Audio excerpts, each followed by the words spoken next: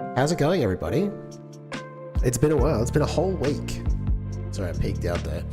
It's been a whole week. Here come the vibes. What's up, man? Welcome. Oh my goodness. It feels good to be back. I know it's only been 7 days, but it's been a very dramatic 7 days for me. So, here we are. We've got some work to do on... Oh, I deleted all the enemies. That is not what we want. We vibing. We are. Dylanex is in the chat. Welcome. How's the game progressed? It's going okay. I don't know if you were here last time, Tolkien. We were doing enemies. I'm just about to run it so we can get a breakdown as soon as I know where I saved my project. Guten Tag. Benvenuto. What's the French one? I used to know it. I work for a French company. Bienvenue? Bienvenue? How we doing? I'm good. How are you?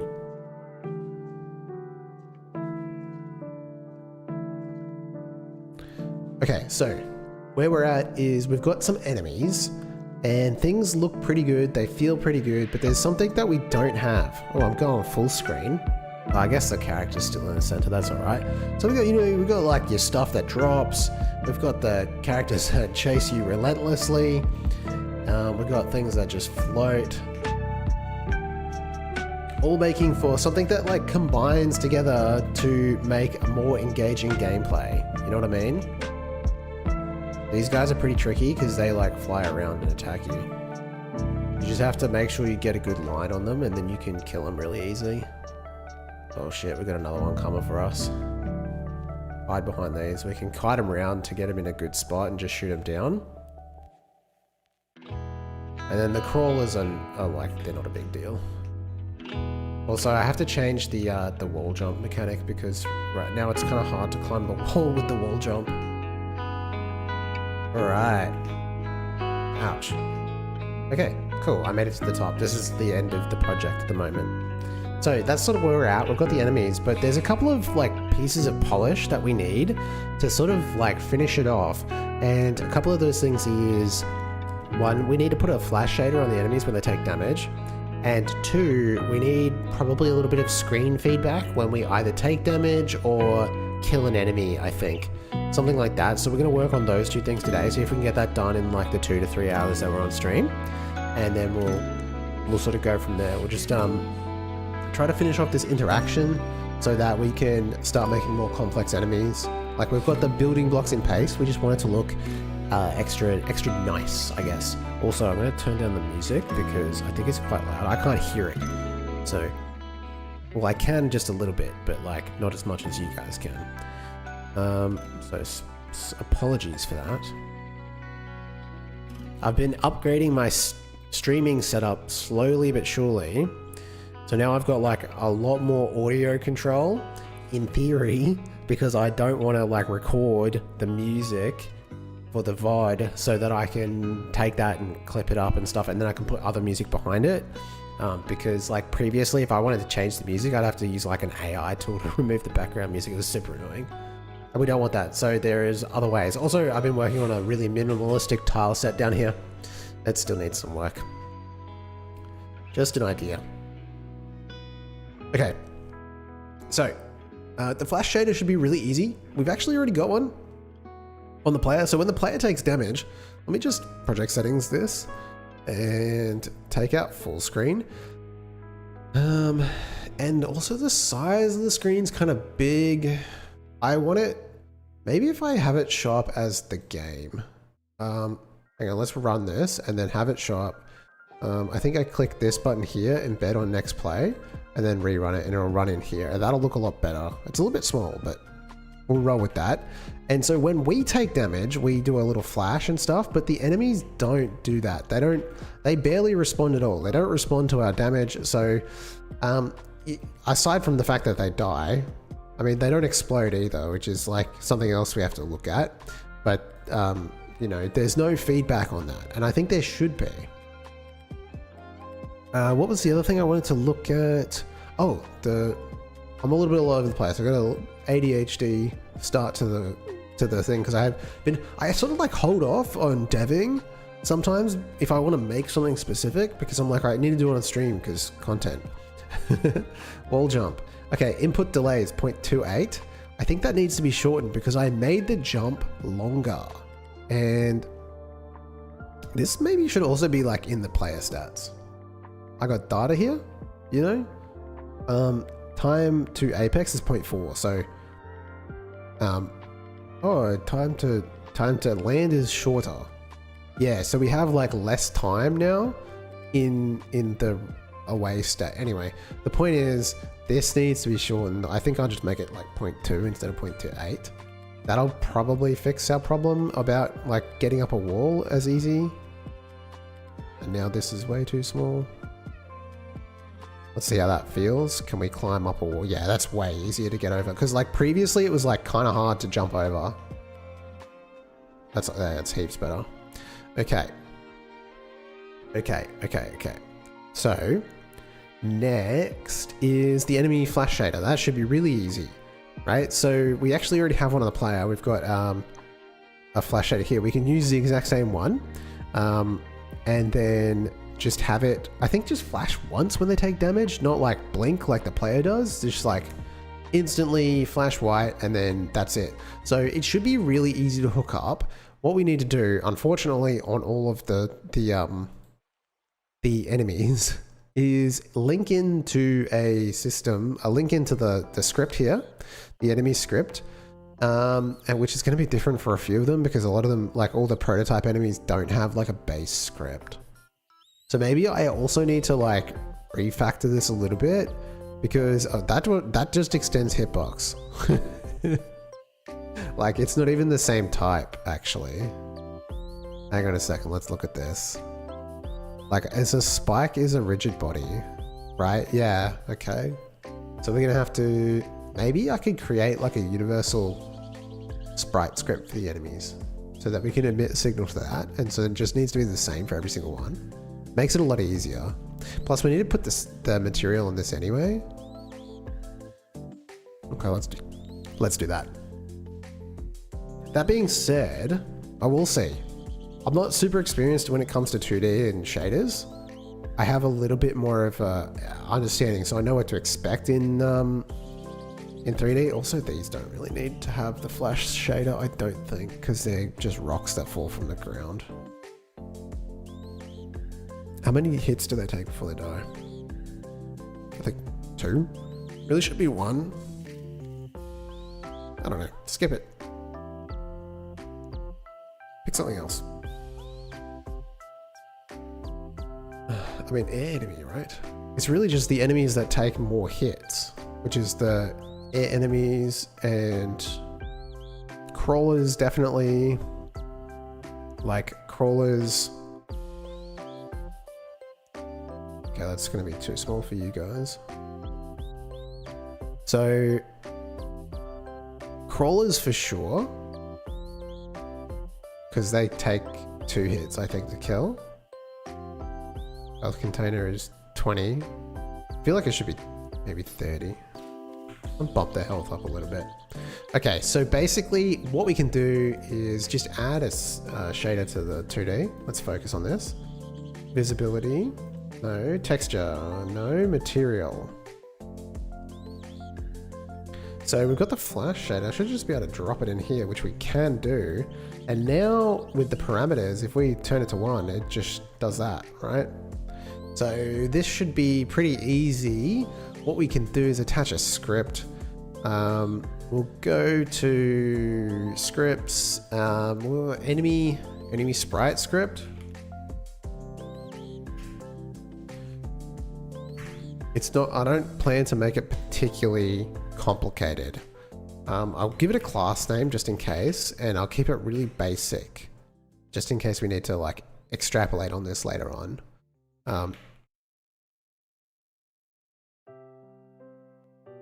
And that's, I mean, what we want to do is create a function.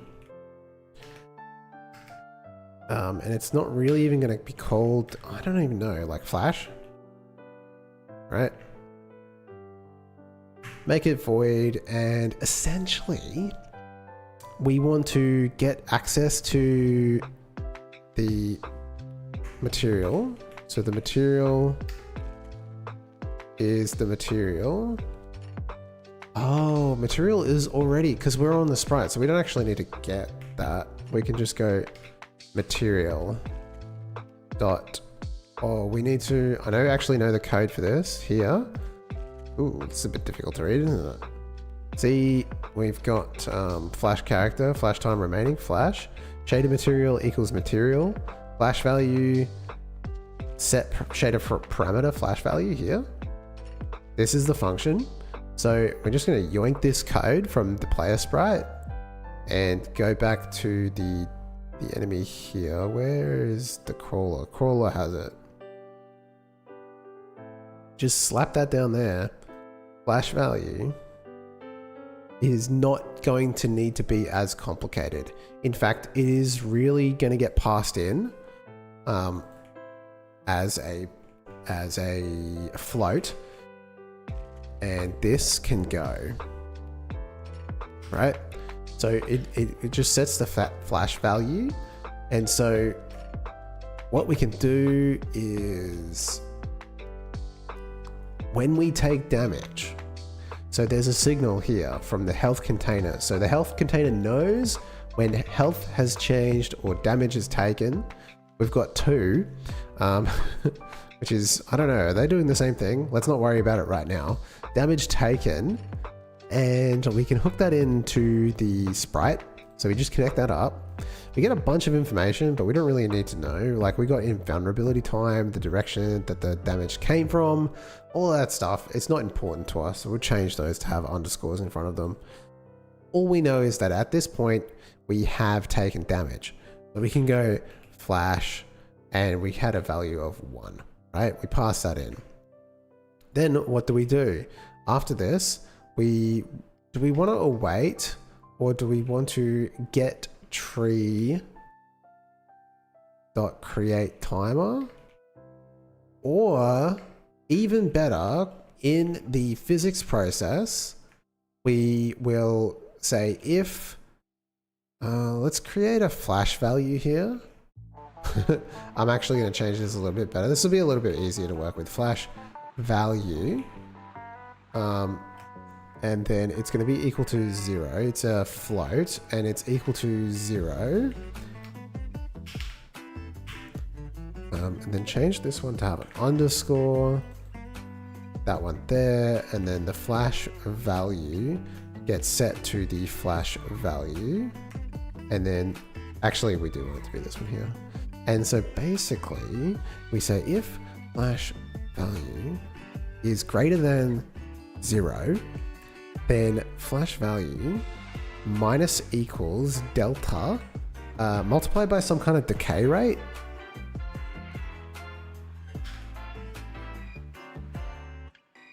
Does Godot like it if 0.0f or auto declare? It's a good question. I don't know. Decay rate is a float, and we'll call it 10. Because, like, yeah, you would expect that I would say that, like, it handles it on the back end. But yeah, it's a really good question. You can always search help and go with float. Float is a built-in type. Double precision, it's 14 decimal digits, yada yada yada. Many methods, okay, yes. Float. Constructor sets the initial float as 0.0. Does it have anything about, like, declaring a float? Operator. I don't think it cares.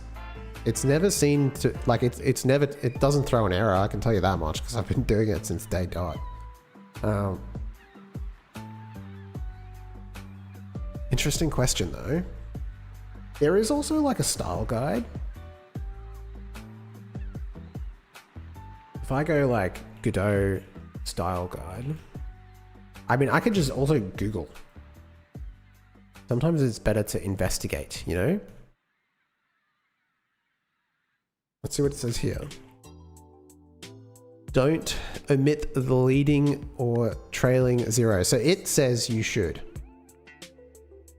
Basically. So the style guide does recommend that. Use lowercase letters as their lower height. And this is style. It's about readability. So you can tell without having to look at float that it's a float. Also because you don't need to declare types. So like, you know, this would tell you it's a float. But yeah, to answer your question, I guess the answer is they say you should.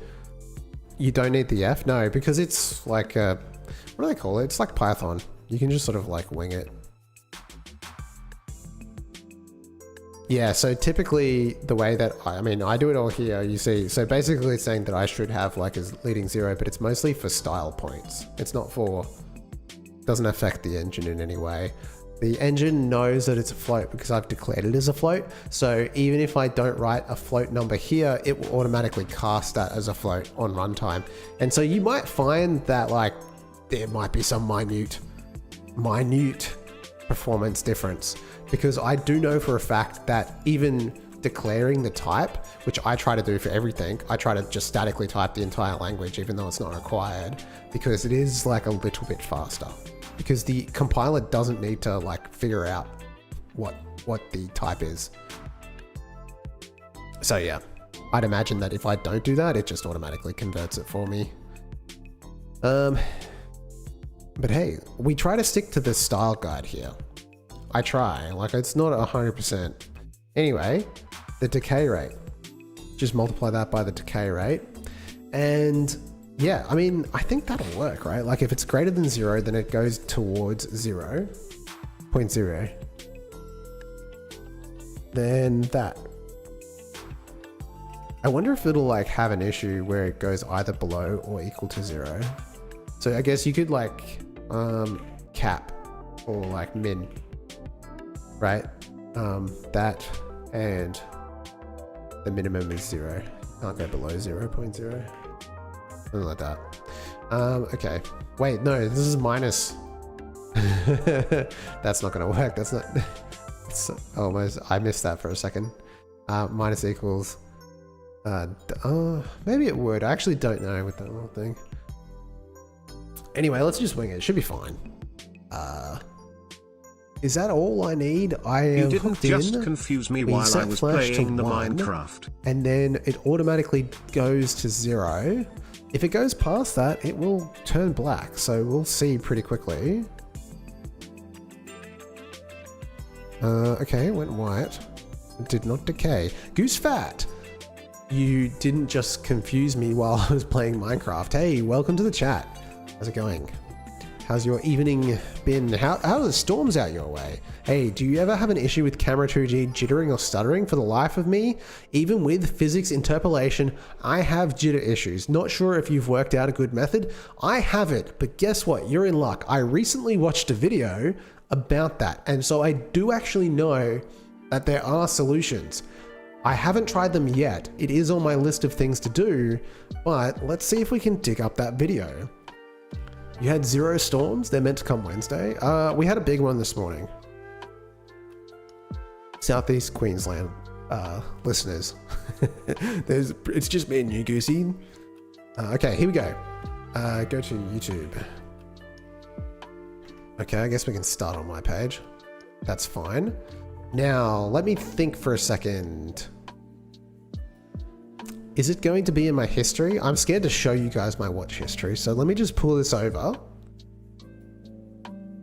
That's a lot of my own stuff because I'm generally only on this channel when I'm watching my own stuff. Okay, give me a moment.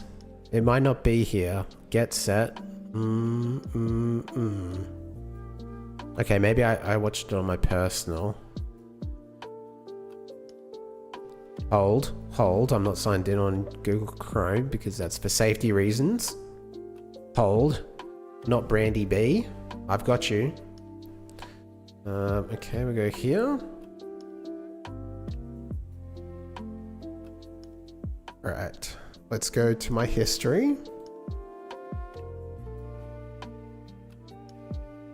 Damn, guys, I watch so much YouTube, it's actually a problem for me. But I'm staying home the very last week for 10s and 11s, none of school friends, so no one is in my class. What's the point of even going? I mean, that's life, isn't it? Right. This was on the weekend, so it shouldn't be too far down the history list. Sekiro-inspired combat? Come on, I know you're in here somewhere.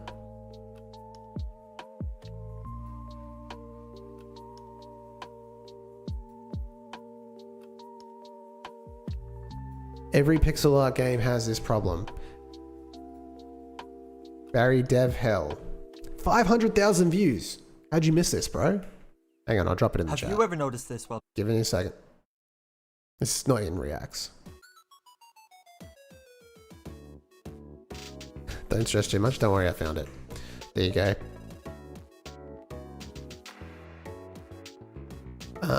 And let's have a watch while we're here. He actually links to the repo as well, which is really, that's sick. Like, there's nothing... Have you ever noticed this while playing a pixel art game? Here in Blasphemous, if I stop moving my character, you can see the background and other textures don't move smoothly to a stop. Instead, they slowly snap into position. This clunky pixel snapping, as I'm going to call it, isn't noticeable when standing still, and this is what you're looking for, right? Jittering or stuttering for the life. So basically, I think what is happening is because you're working in pixel art, and the resolution is low, the interpolation is just snapping to pixels because it's pixel perfect, right? So you sort of get into that issue where because of that, you do start to see this sort of like 1, 2, 3 kind of like slowing to a stop. And then he's set up like a subpixel because of, you can basically use, from what I understand from this video, is that you're able to use sub viewports. I got to it eventually. You can use sub viewports to get to like have a higher resolution essentially, and you can smooth over that rather than doing it at the lower resolution. I'd have to assume that's how he set it up. Does he link to it? I thought he did. Yeah, okay, so it's behind a paywall. Oh, that's okay, I can reverse engineer you. Oh. Well, maybe you feel like supporting him, I don't know. It's a shader? It's a shader. the viewport that moves the viewport by an offset, and then we can pass in that offset from a script. The part from the tutorial that didn't work in Godot 4 was the script to smoothly move the camera and calculate. I mean, that's just going to be like the names of the functions changed a little bit, right? Like, why wouldn't this work otherwise?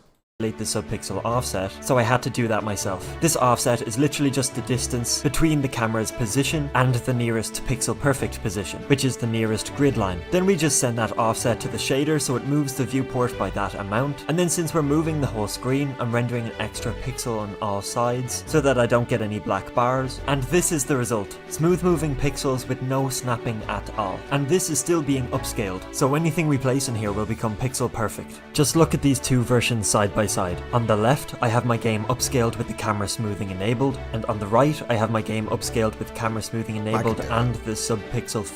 I reckon I could pull this. Like, yeah. Mr. Smart over here. Nah, this is actually really cool. He gave me a good idea, because I did notice it. I wasn't going to bother fixing it. I was like, yeah, whatever. It's just like a part of pixel art games. You can't really do much about it. But hey, someone solved the problem, so now we know. I wonder if you can do it without a shader. Anyway.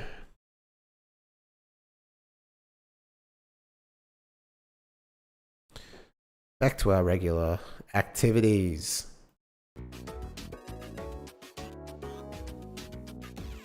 Okay. What is this? Oh, okay. Join to comment. Smooth parallax project file. Subpixel camera project file. Oh, it looks like unlock this post by downloading. Oh, I don't know. Whatever, dude. Now, this didn't go down. If flash value is greater than. Oh, do we have a monster attack? Angel, what are you doing? Angel, hello. Oh no, you're straight down. You don't want to.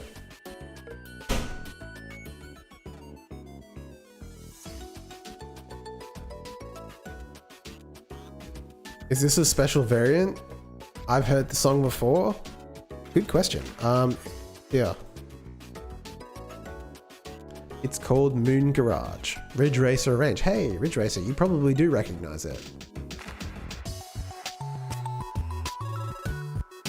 I made you craft 16 campfires. I don't think I'm responsible for your actions in any way, shape, or form, unless you're using my like tutorials or something like that.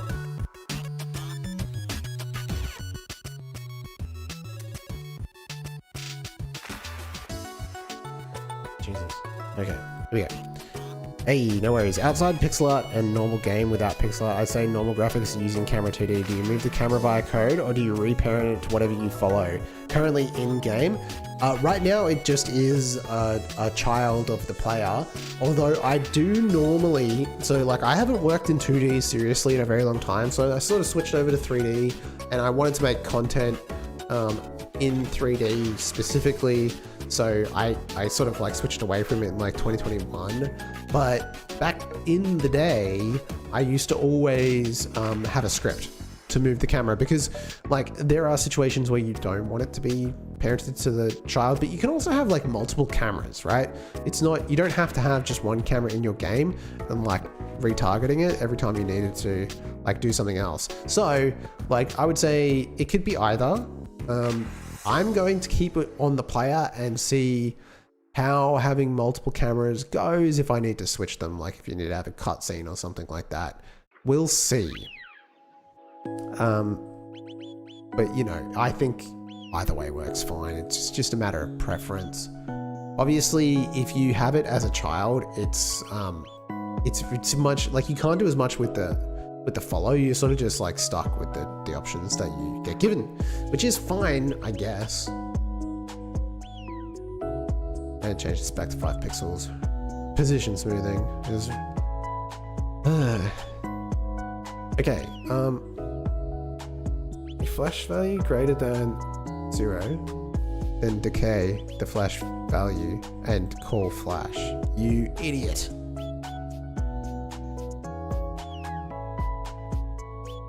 How could you forget the function call?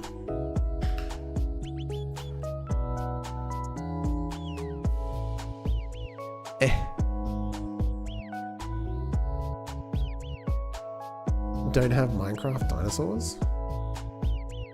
What? I don't have Minecraft dinosaurs? I don't know what you mean by it. Is there dinosaurs in Minecraft? There we go. Look at that. They flash a little before they die. Well, he does. No one else does. But we'll set it up so they do. Okay, so now we've got that. I guess we should make the decay rate an export variable. So we can have it different.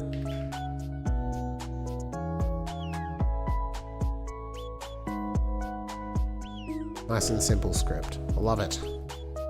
Nice and easy. Okay. Let's attach this to all the enemies, I guess. And then connect the signal. My friend has multiple add-ons. Server Microsoft is running. They have dinosaurs. Okay, that's cool. Dinosaurs. You might as well play Ark. Thank you a bunch. Normally on my Cut Fox Games account, so later replies will be on there for future live streams. Cheers, mate. Hey, Brandon from Australia. Shout out to my fellow Australians in the chat. We are out here in the bottom of the world, as I like to call it. Okay, so dummy enemy. Attach the script. More upside down people, yeah. Do not start Ark, it will consume you in your free time. You know what? I played it for like 5 seconds, I didn't like it. I'm not a huge fan of sandbox games. I've tried playing Minecraft, I've tried playing Ark, I've tried playing even Roblox, because like my nieces were into it and I was like, oh, check it out. Well, it's not really a sandbox game, I guess. What else have I played that's like sandboxy that I wasn't really into? Been a bunch of stuff. I'm not much of a crafter in life, in real life, and in game. What the hell? Enemy sprite. At 9K on GMO. What is GMO? I don't actually recognize the acronym.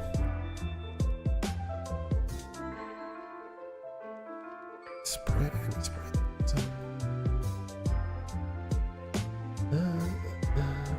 And we also have to attach the flash shader. Gmod. Oh, Gary's mod. Yeah. I never played Gary's mod. I haven't tried it. I've got like thousands of hours in Dota and World of Warcraft. That was my poison back when I was in high school and university. I got really into World of Warcraft during like Wrath of the Lich King right up until Mists, and then I sort of quit out. So I played for like 2-3 years straight. Like 2-3 years straight, you know what I mean? And then, you know, I'll pop my head back in for like the expansions, but it's never really like hooked me the way it did. And then Dota and then during university I like really played a lot of Dota too. Like it was a problem. What the hell am I doing? Flash shader. Keyboard doing letterbox cropping? No, it's all good. Mainly just do code on Gmod. Oh, that's cool. I started never finished until now making pinball clone. That's awesome though. Because at least then you're like making something. Like I was just running around collecting herbs and like fighting robots, AI. Collisions have to be handwritten. Oof. Oof. Yeah, that sounds really hard. I would quit personally.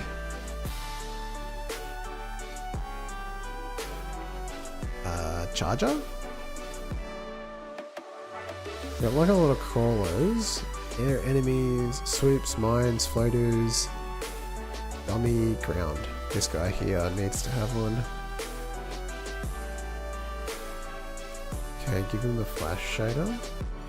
And then go and put the enemy sprite script on it. Ugh.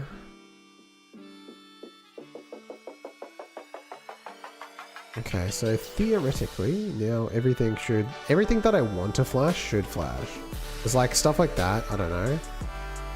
Okay, he's not doing it. Oh, I forgot to connect the signals. Get away, pterodactyl. Yeah, get away, pterodactyl. Gotta connect the signal. Okay. The signal from the health container is, oh my god, hit the play button. Health changed. Damage taken. Sprites on health container, damage taken. This is the player. Don't look at the player. We are not doing the player. Imagine having to make a formula where you feed it a bunch of triangles and have to figure out apply forces. Yeah, that just sounds ridiculous. I would quit. I'm not doing that. Dude, it took me years to even start coding. I was using like RPG Maker when I was in high school. I was like, nah, I'm not learning how to code. Made me feel like the guy who wrote Roller Coaster Tycoon on pure assembly. Yeah, exactly. Why is pterodactyl spelt so funny? Probably because it's not English. You know what I mean? Oh, that's the wrong one. Health container damage taken? Why would it do that?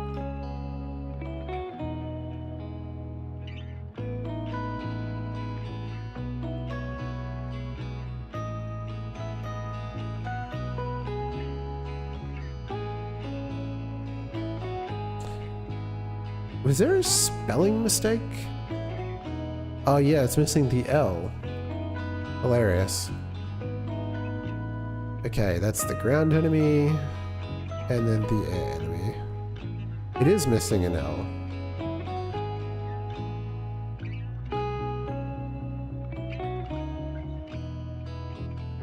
The reason pterodactyl is spelled that like that is the same reason we have night and ale. Isle? I don't actually know what word that, I've never seen that word before. Yes, Old English, or it's derived from another language.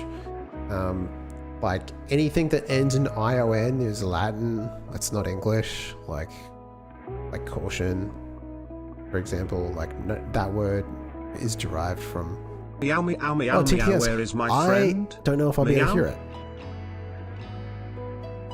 Did it come through the stream? I've been working on my... It came through the stream. Damn, that's kind of weird, eh? I don't know if I like that. Basically, what I've done is I've done work to separate the audio so that when I record, I don't get the background music. And because of that, like, it seems like a lot of things, like the following alerts and the TTS, don't come through to me. But they do come through the stream, which is good, I guess. Like, I can see on the chat alert that it's a TTS, but I don't know it's finished playing. You know what I mean? So I'll probably talk over it. So I don't know. Plus, I'm not going to get the reaction. Not that that was like a quality TTS, no offense, but, you know. Anyway.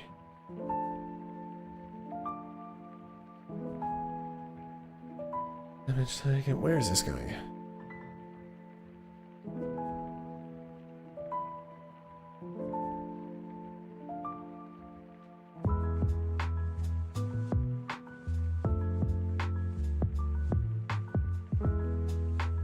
Yeah, now it's starting to feel like we're getting a reaction from things. Okay. Ouch. So you're meaning something like helicopter rice cooker one? Dude, I don't even know what you mean by that.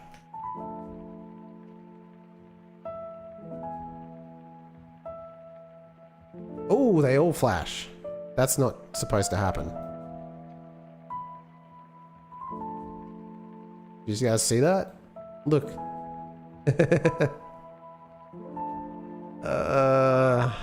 I mean, why is it like that by default? I feel like they should know that the shader needs to be separate from...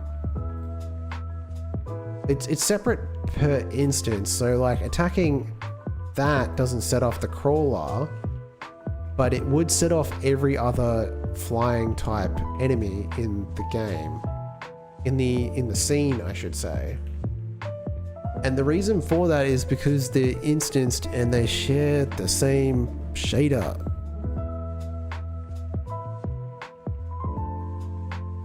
Which is kind of a problem. You know what I mean? Like, I don't think that's right. Like, as a default kind of like...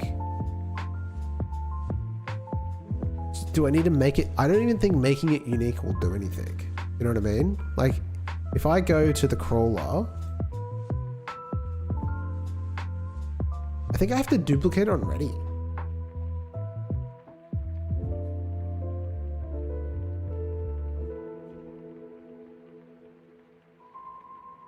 Like, if I make that unique, recursive,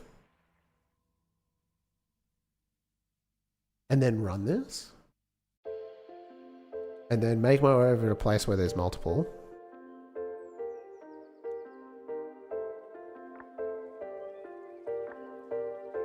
see, they still all flash. That didn't do anything. I could kite this guy back over to the other one too, just to prove that that does as well. Is he gonna come? Yeah, he's coming. He's slow though.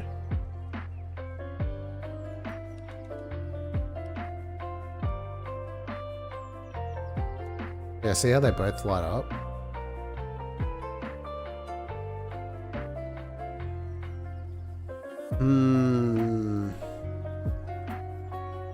So, the only thing that I know for sure will work is on the ready, we go and we get access to the material. So we go and we get material. Just steal this.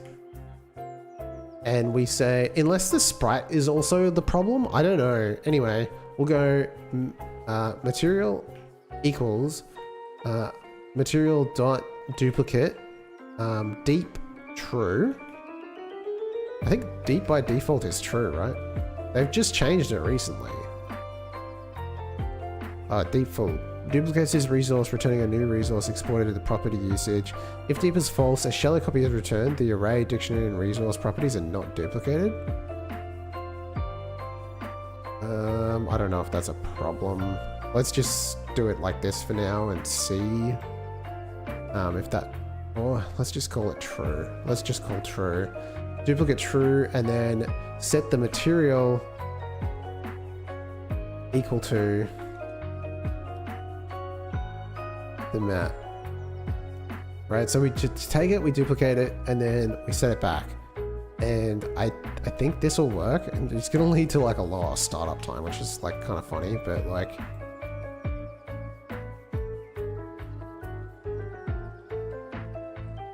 Yeah, that works.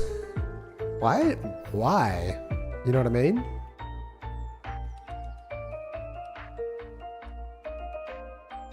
Why make me do that? Why should it should just be default when I like copy something? Sorry, mini rant about Godot being annoying.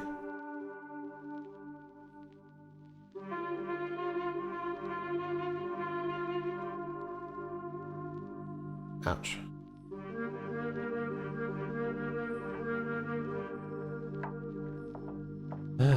Okay. Alright, I think that's good. I'm gonna do some screen shake after this. That's good enough. I don't know which ones. Anything that takes more than 1 damage. I think realistically, probably every enemy should have that, but I'll take my time and I'll just add them as I go. Because this is all just very prototype at the moment.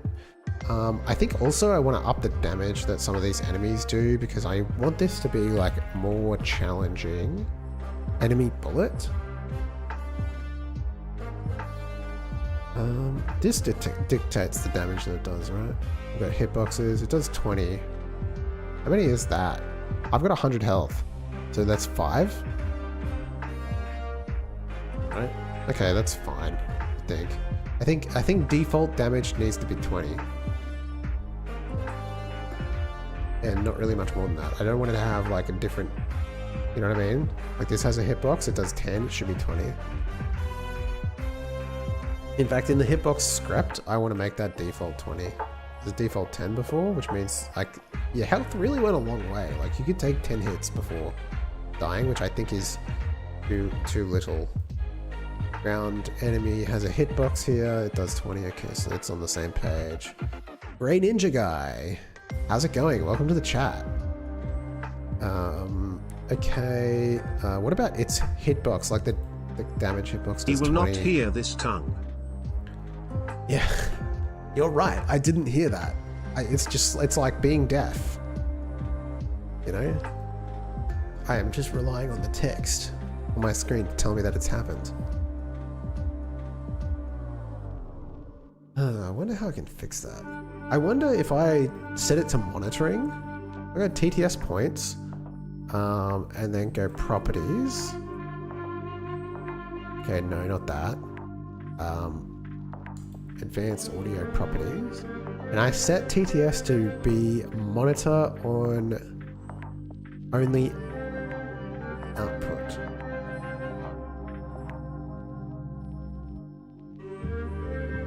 Mute output. Okay, monitor and output. Okay, try again. Do another TTS.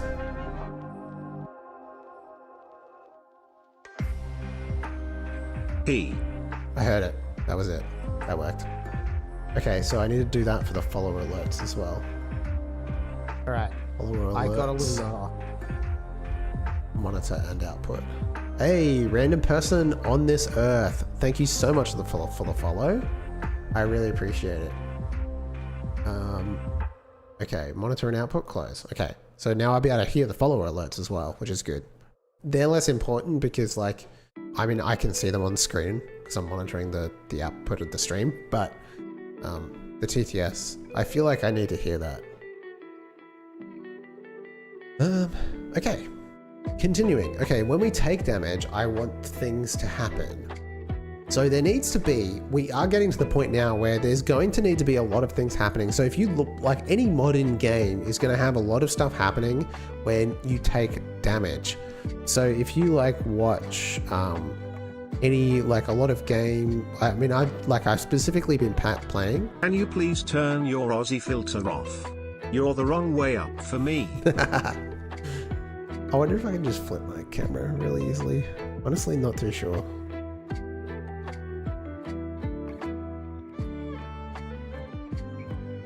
Is there like a scale button? Scaling, here we go.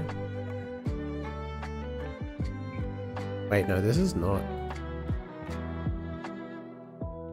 gonna work. Undistort center. What the heck? Nope.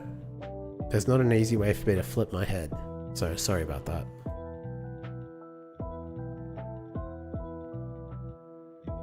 I'm trying to like, I'm looking like all the, oh, that's like a little bit, it's sharp though. I guess like if I go and add the sharpening, I had stuff to like make myself look better. See how like the color is a little bit colorful?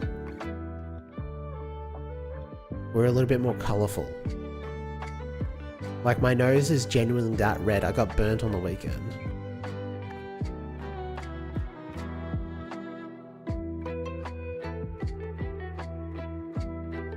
Can we go into minus sharpness? Softness?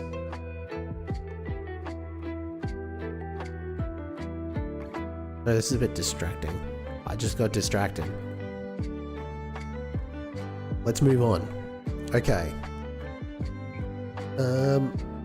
What the hell was I doing? Oh, screen shake. Oh, I was literally trying to do my lead in for the next like bit, which was, okay, so we're going to start looking at what should happen when the player takes damage. So we've already got a fairly like straightforward system for the player to react to it, but we don't have anything for the screen. So like you would expect a screen shake. You can see the player lights up and flashes and does like a pose. Not the best pose, but it does do one. But there should be more. There should be probably screen shake, and there should also probably be something with the sound, vignette, potentially like maybe even a zoom. There needs to be something that really emphasizes the fact that you took damage. But we don't have that because it's like a prototype. So let's add probably just screen shake for now, because there is no audio for me to like manipulate. But in order for me to like set up for that future, I want to create a singleton that can control everything. And that way it can send out a signal to say that the player got hurt and that there are a set of things that need to happen to the camera, to the screen, to like whatever else. The audio system, when we have it, can just like register for that signal and just do what it needs to do. So it sort of like prevents me from having to connect too much stuff up. Help, my PC can't hear anything. Is it like specific to me? Is the audio down for the stream? That'd be crazy. I think it's just you, right? So, what we need to do is create a singleton, which we're going to do with a node. So we create a node here, we'll call it node, and we'll call this the signal manager. Why are you saying when they cannot hear your equivalent of talking to a deaf person? That's a really good point. Damn, you got me there. Can't do much about that. And we're going to attach a script. And it's going to be under scripts. We'll create a new folder here. Singletons. I'm gonna go get wet water. Okay. Is water wet? Water can be dry, so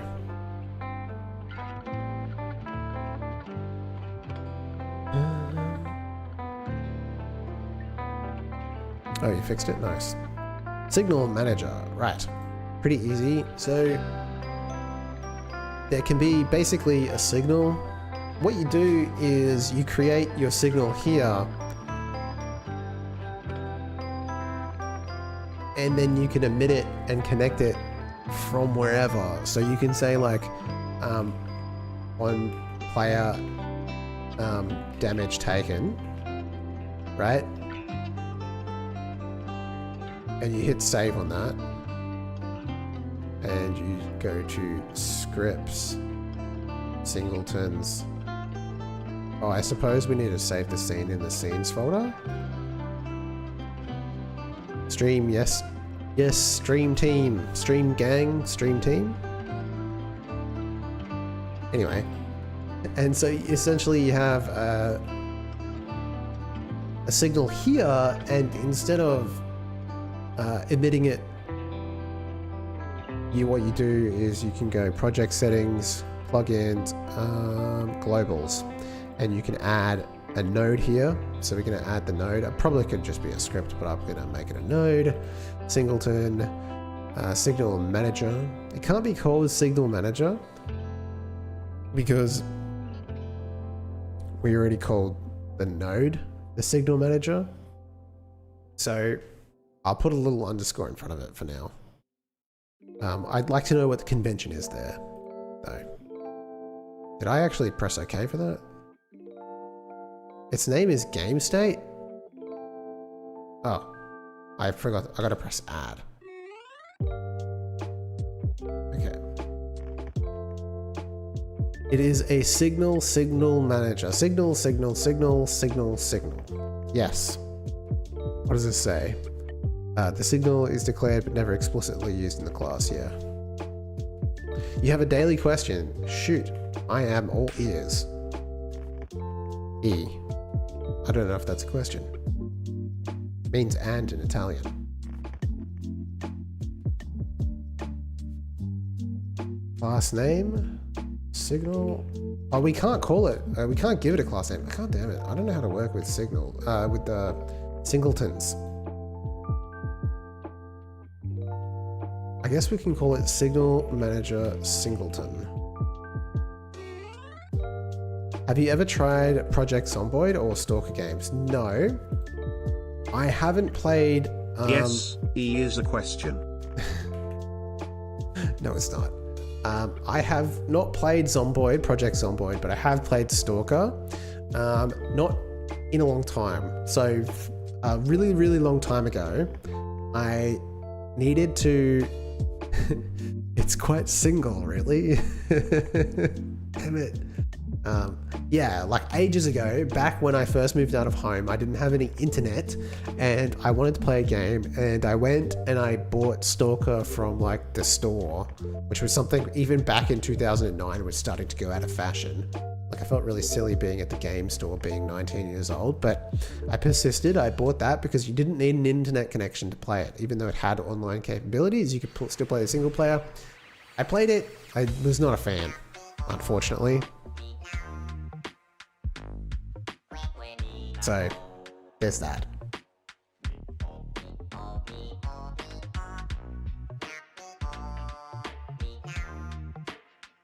Okay. So, now we've got that. What we can do is we can go back to the player.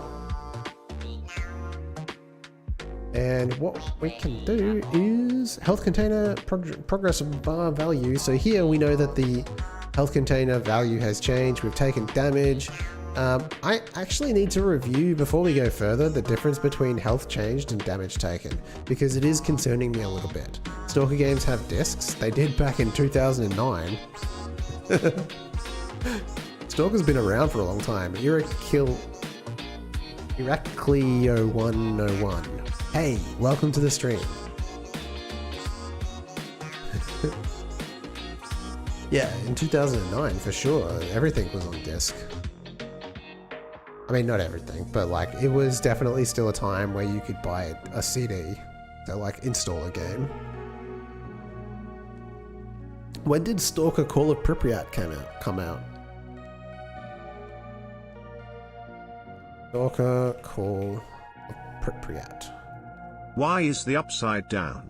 Why is the upside down? 2009. Hey, look at that. The year I bought it. And I wasn't really a fan, I'll tell you that much. I found it a little bit overwhelming. There wasn't really much of a tutorial, and then I died really quickly. I didn't really understand the point of it. Just one of those games I think you probably need to have more time to persist with it with. Okay, so what is the difference between damage taken and health change? Because it's kind of annoying me that we've got two that seem to do the same thing. Right? Like, what is the difference between when your health changed and you took damage? So you take damage. Wait, I didn't hear the stalker opinion. Clearly, also, how much time did you spend on it? Not long. Yeah, so I played it, I want to say like maybe a couple of hours. And that was it. Like, and I just, yeah, I don't know, it wasn't for me. Maybe like eventually, like maybe I need to revisit it.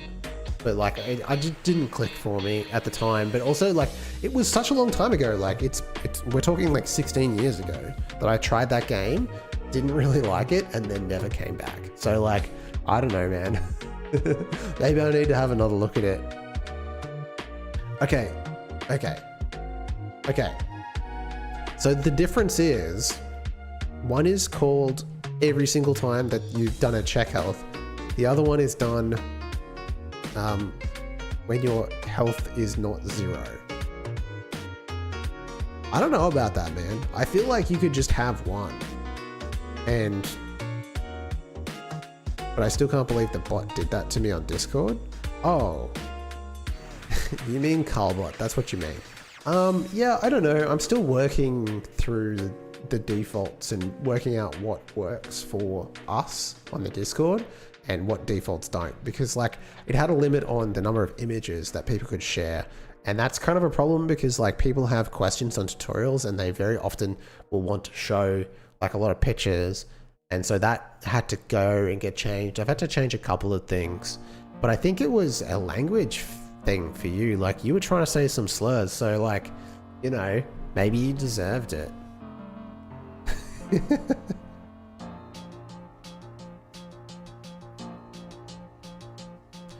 I don't like this, but I also don't.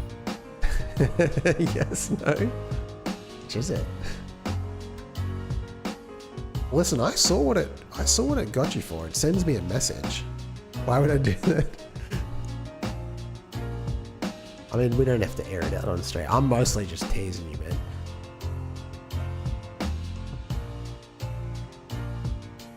Oh shit.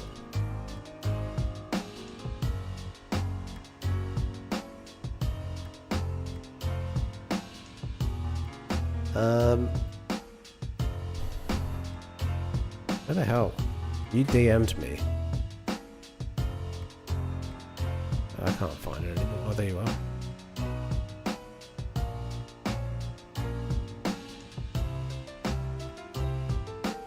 Sent from server. You have received an automatic reason. Wait, hang on. No, I won't do that on stream. I was like, I can just check the logs to see what you wrote. Anyway, I'm just messing with you, man. It's just because I can tell that it's the language reason. But like, it could have been something really dumb. I need to revisit it. Because I'm just going with the default moderation words, which might not be suitable for... Not that we allow for that, but... It could be something else. Okay, let's focus in on this. Do we need a take damage signal and a health change signal? Or can they be the same signal? I'm kind of annoyed that I didn't realize this at the time, but I guess it is what it is. And to be fair, we do want something different to happen. I think this is actually, now I'm remembering, because like when health is 0, we want something different to happen. We can't just rely on the health change signal to tell us everything. So we do need to know that the damage has been taken, right? And at the moment, where does that go? I don't think that's being, oh it is, player state machine. So the player state machine and the sprites know. Here is not a good place to emit the signal because this is a universal script So the enemies use this script as well. So the whole point of this is to emit this signal to somewhere else. Now, I would say we should probably just connect this signal to the parent script and just go from there.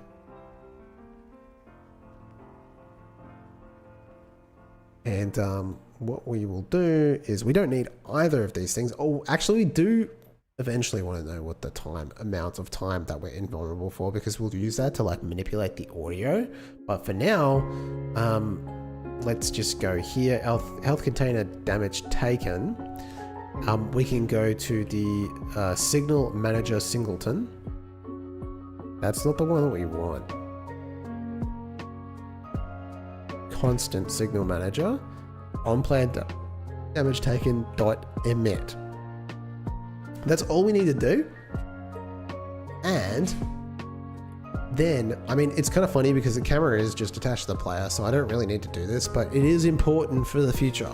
So just keep that in mind. We'll add a script to the camera. And where does it live? It lives in the scripts folder under player, and we'll call it the player camera. And we'll create that, and we'll also have it be class name, and we'll call it the player camera.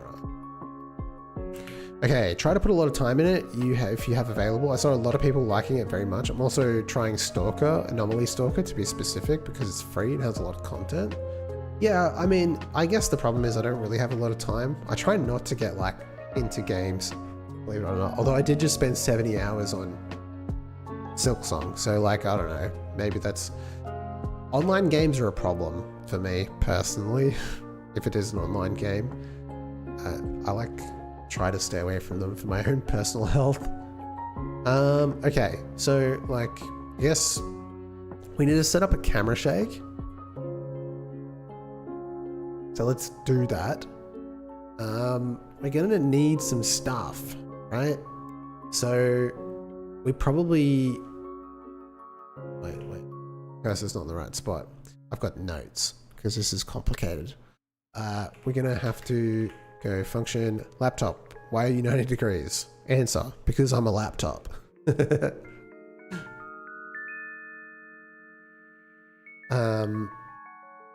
Okay, so function. We are going to do this in the process function. Physics process, to be specific. This is the better place to do it. And then this will be, what should I put past? Because I don't, we have to set up some variables, right? So we're going to need probably an export variable, not an abstract, an export. I like the better when export was the default on top. And we probably need like a shake time. Be a float. Make it like very short. 0.5? Probably even shorter than that. I don't know. Max movement. Dampening.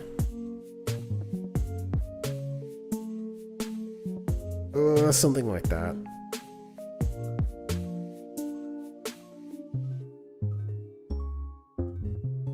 Like nothing to do, but no one's on the realm. I mean, that happens sometimes, isn't it?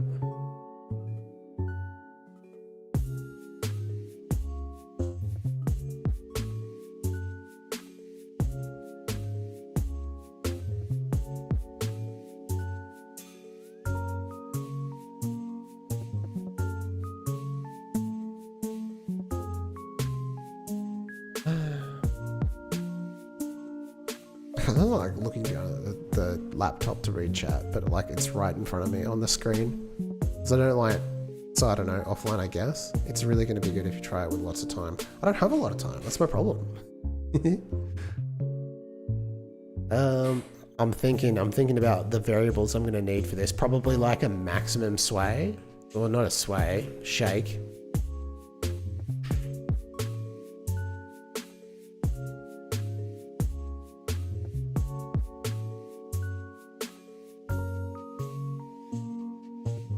I don't actually know, like, if you change the position of the camera, So if you like set position, so position. Okay, hang on. Let's see. Like pause position X. So X equals like sine.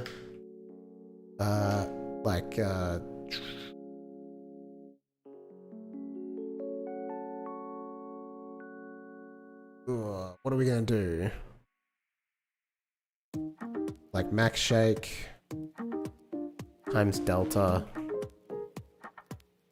I'm just gonna make the camera go crazy because I don't actually know in 2D how this works. I barely know how it works in 3D because I don't really do this stuff much. I don't really like to shake the camera around in 3D, but we do need it sometimes. I like to use tweens, but I actually think lerping is probably the better way. But we need to determine like a max, and what you do is you do max sway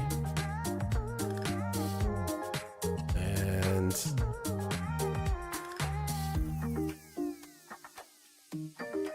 actually it's times 1 times delta. It's got to be over time though.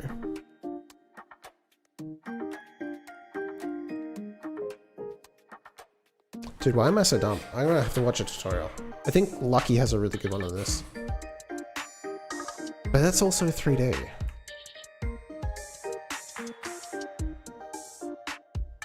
Plus Y equals... This will be like not shaky enough.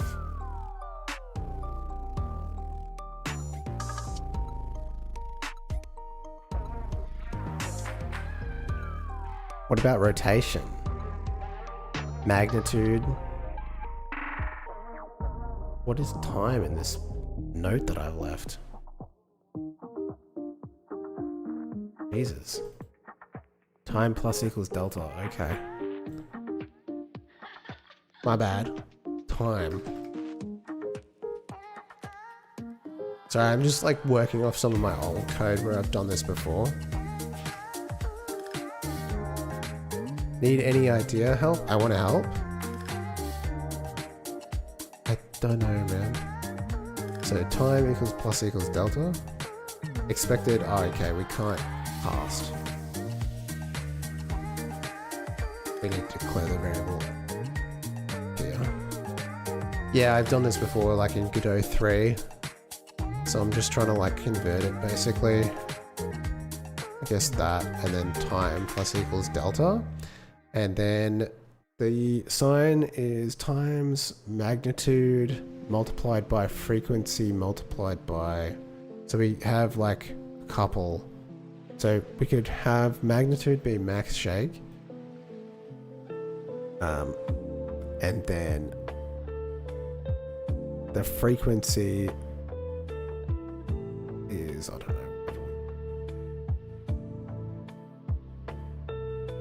0.01, okay. Bear with me, boys.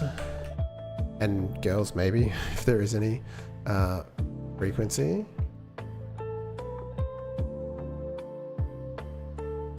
You can tell I haven't done like anything with procedural movement in a bit. Wait, 0.01. See, this is all, we did the lesson and we worked out this is bad. It should be like this. And that's spelt wrong too. Okay, so it's time minus magnitude, not delta. I suppose that's technically not that wrong. Time minus delta times by frequency. Right. So the smaller the number, the probably. So that's going to be like some crazy shaking. And then we go position.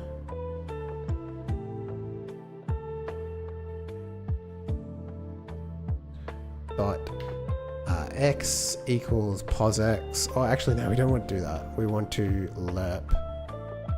We want to lerp.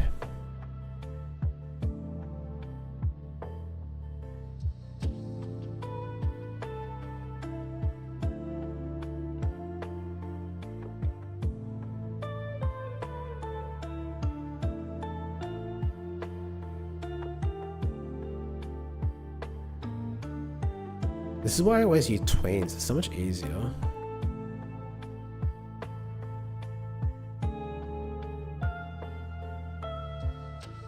And everyone disagrees with me on that.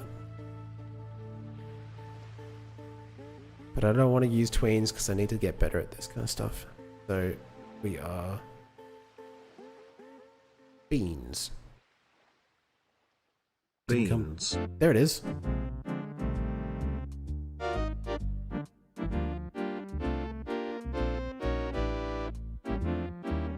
Position.lerp. Position. Can you even position? Can you lerp? Position.x.lerp.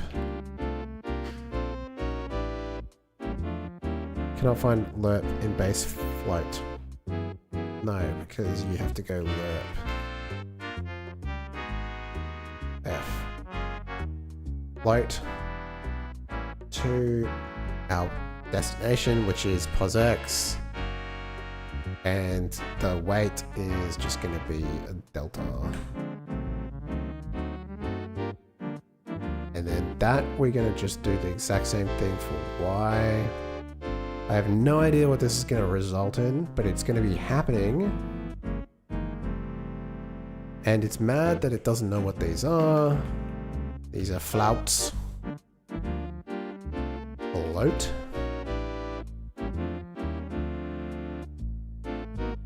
Why would you kill beans? Why would you?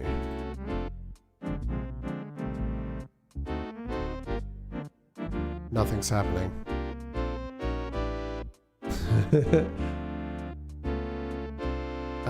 Are the numbers too small?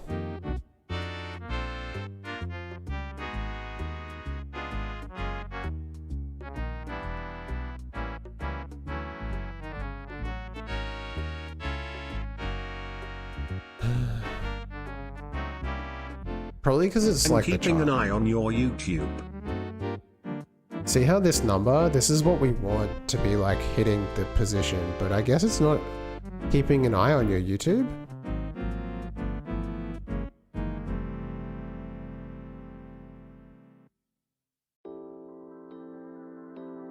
What's happening on my YouTube?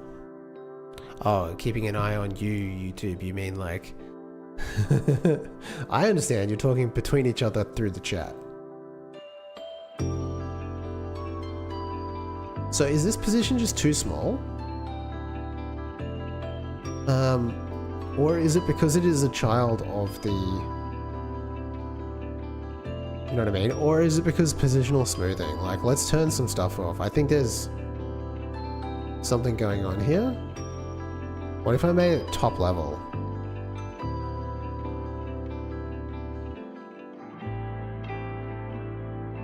Nothing.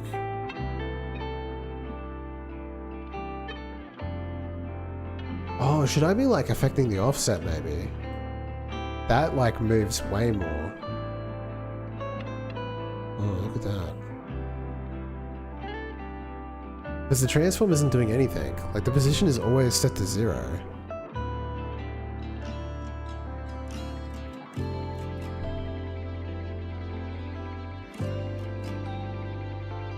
Good old 2D cameras.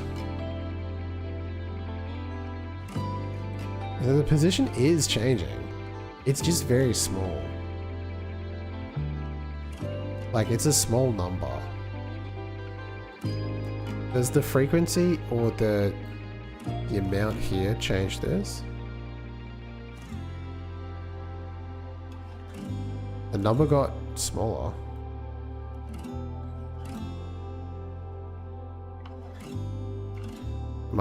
I'm like misunderstanding the numbers and how they work.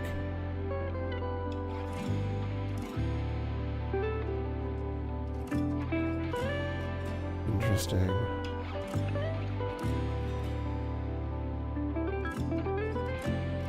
Anyway, I pretty much worked this off. This probably needs to hit the offset rather than the position anyway.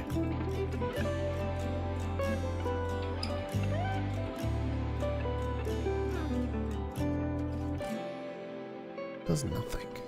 Nothing. I'm guessing the number's just too small.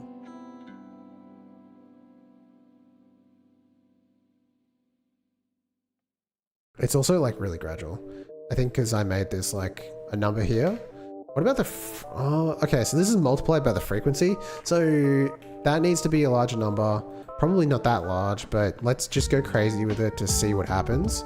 Because like bombed ass, right? Now the camera is moving around, right? So here's the thing, I got a little bit mixed up. Frequency isn't really frequency. Or, I mean, I guess it is, because what does that word really mean? It's like how big a wave is, right? So it is kind of the right number. If the larger frequency is, then the larger things are. So you can see like the camera is obviously moving now, which is pretty much what we want. But I think,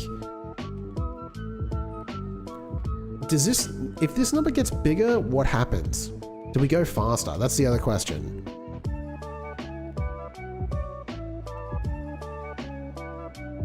No, actually the opposite. So what happens if this number is really small?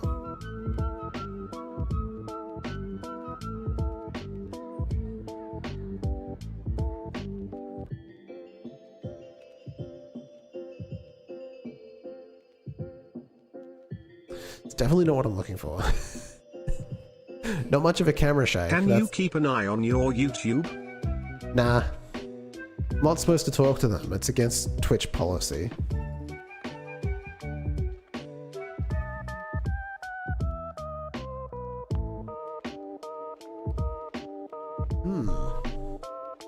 Am I just really that bad at math?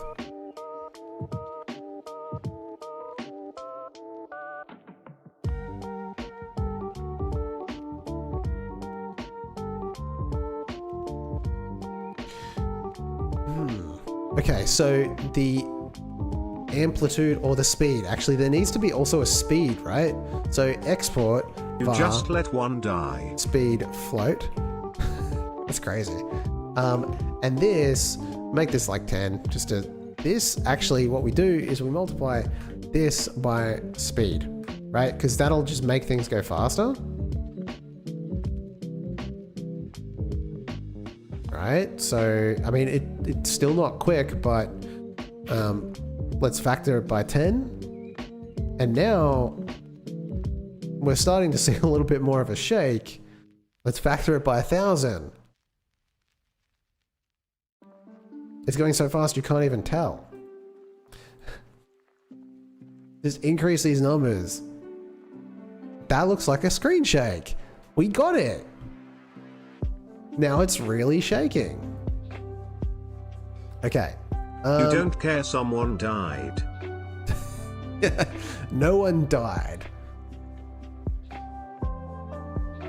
Oh wow, that looks really good. It's just 100, 1,000. Okay.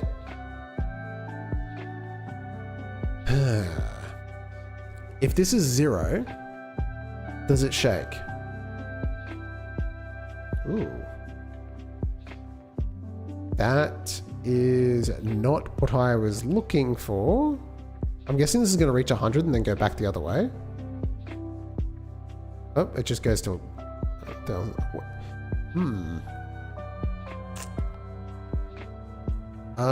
Okay. Weird. Why would the Y change like that? Like how is this? We got max shake, COS. Maybe it just needs to be sine as well. Maybe they'd just both be sine.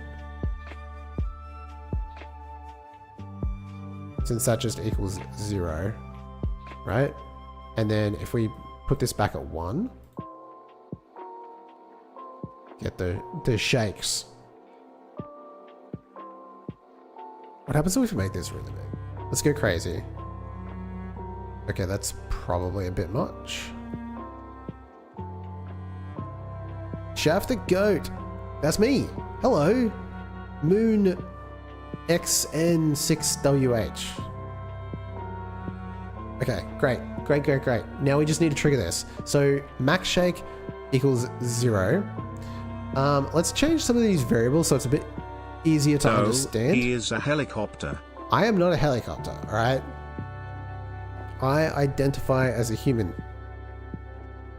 So this is not shake, this is just shake amount. All right. I got a little nod off. Hey, thank you so much for the follow. I don't know who that was because I haven't got it open. Myth. Thank you for helping me. Maybe I should change that. I'm even scared to say it out loud. Shake amount, right? And that is going to be equal to 0. And then we just change this from max shake. And you got time dot delta dot multiplied by speed plus the frequency. So these things help manipulate how like shaky the screen is, right? And this is the amount of shake. What do I do with shake time?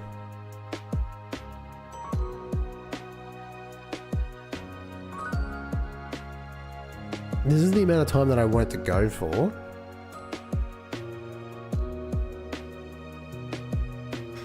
So,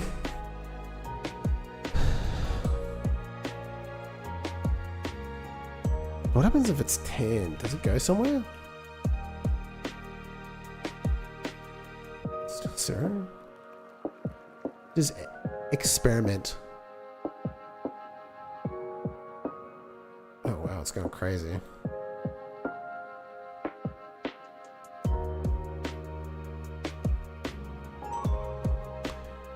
That is a different kind of shake. What happens if it's smaller? Does it like... I guess this is more to do with the frequency. Damn, it's going wild. Okay, back to sine. Okay, let's focus in, focus in, focus in. We have an amount. This is no longer an export variable. This is going to be internal. Shake time is also an internal variable. These aren't things that are going to be exposed. And so basically we need two things when we're just determining what a shake is. We need how strong the shake is, because I'm assuming if this is a smaller number, this is going to be like less shaky, I guess. I don't know, actually.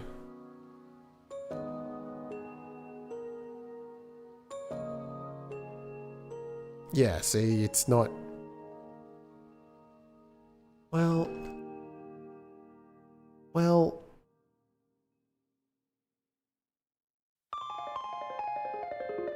Oh, well, either way.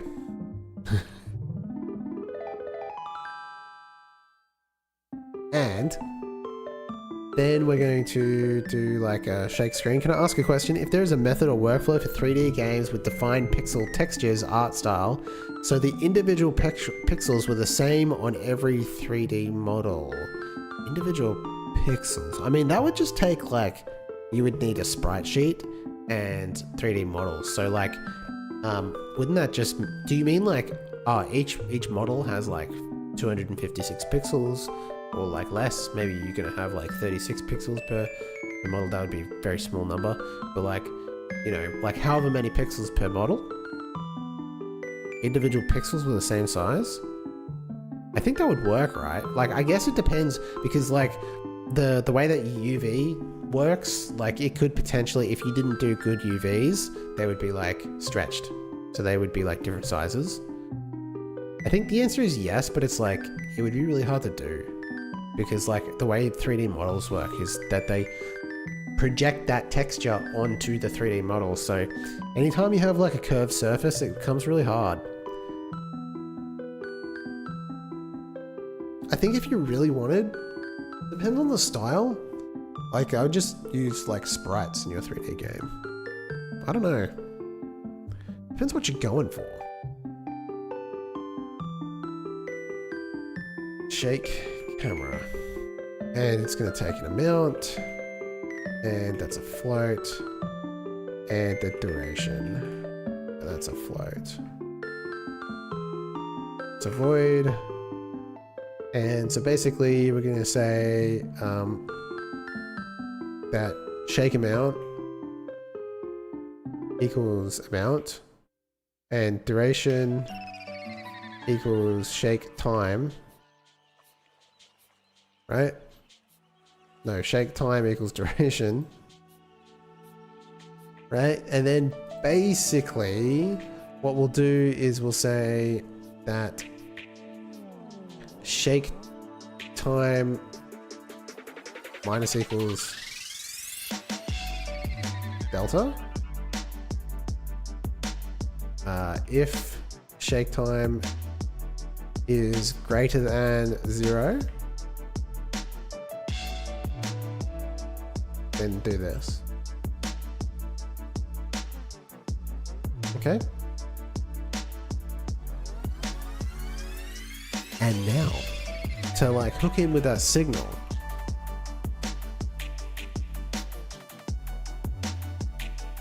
ready?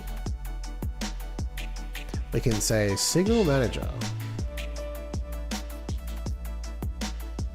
dot connect, and it wants a signal.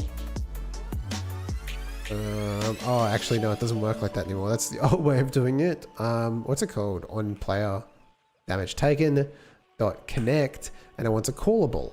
Now we'll just take that and we'll go on player taken damage. There's no variables that come with that yet, and we'll just go shake camera,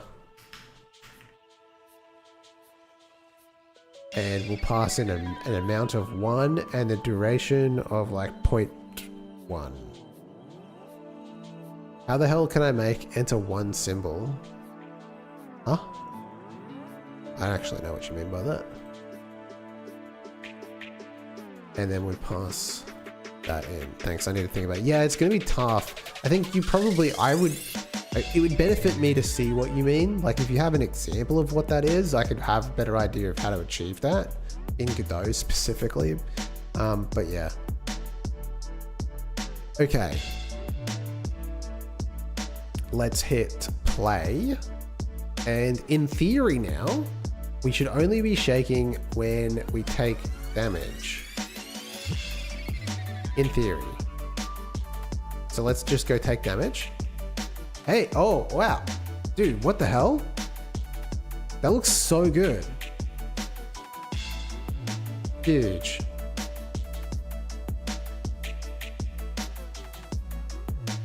The only other time I wanted to shake the camera right now is when we actually kill an enemy. We wanted to have a little bit of shake.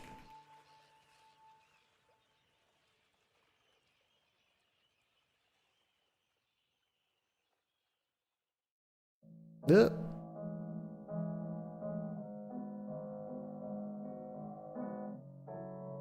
Take some more damage, boy.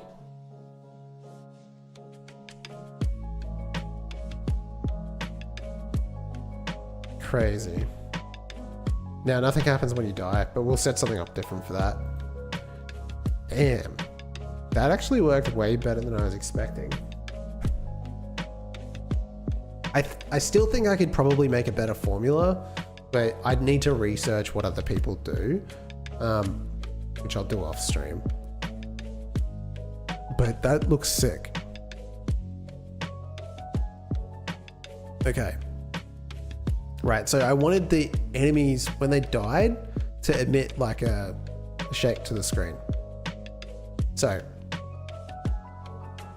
I really need to probably set up I need a base script for these enemies. The problem is, like, they're all different kinds of things. But on health container health 0, we can just go signal manager, the constant dot emit dot on player damage taken. No, that's not what we want. We need another signal. Why is there a pancake still stuck on the roof?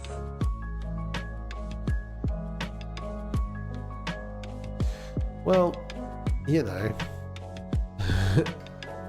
on enemy death. Hit with the ad. Oh, I have not been paying attention to my ad manager at all this stream. Very naughty. I need to run an ad and then pre-roll is off for 10 minutes. I guess they're just running automatically. Oh yeah, okay. You recently run an ad. I literally just smacked you with one. Okay. There you go. Okay, my bad. I try to pay attention to make sure that pre-rolls don't run, because I hear that's really bad, but you know, we'll roll with it. I guess it's managing it for me. You're free. Okay, so now we got the signal on enemy death, so that we can go back to the enemy that's got a problem with its script. Here, signal manager on enemy death dot emit. Right, no arguments to be had. And then like every single kind of enemy needs to emit this signal, which is super annoying because there's so many different types of enemies. I guess it's good to put this, we already did the ground enemy, delete. Let's just close everything because it's going to be a tedious task.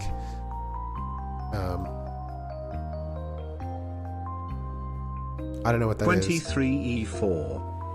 23E4. What could that mean? Okay, spikes definitely don't need this.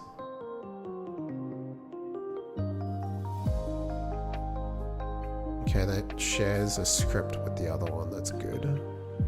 Floaters, I don't know, do floaters need this? I need to study what other games do in terms of screen shake. I was watching Silk Song and trying to figure out like what shakes the screen and what doesn't, and killing an enemy definitely does. Okay, I'm emitting that signal, but I'm not actually doing anything with it. Let's go back to the player camera and let's set up a function for that. Func on enemy death.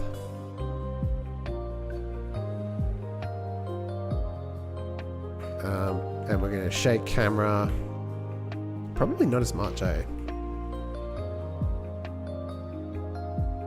For a short amount of time, and then you can go here, signal manager dot on enemy death dot connect on enemy death. Now, when we kill certain kinds of enemies, it should shake the screen a little bit. Yep. It's not as good. I think the number being lower is actually worse, eh?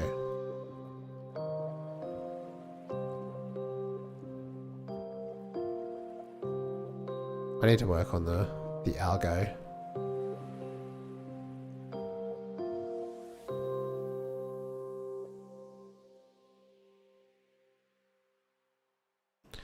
Okay.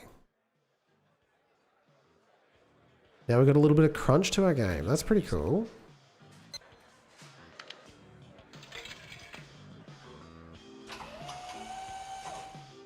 Now we just need to like add the sound effects in, so this isn't like quiet.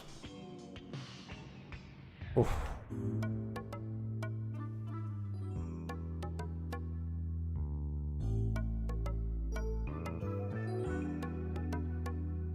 Because it is obviously it's very silent. Also, I wanted to look at the bullet point because I feel like that.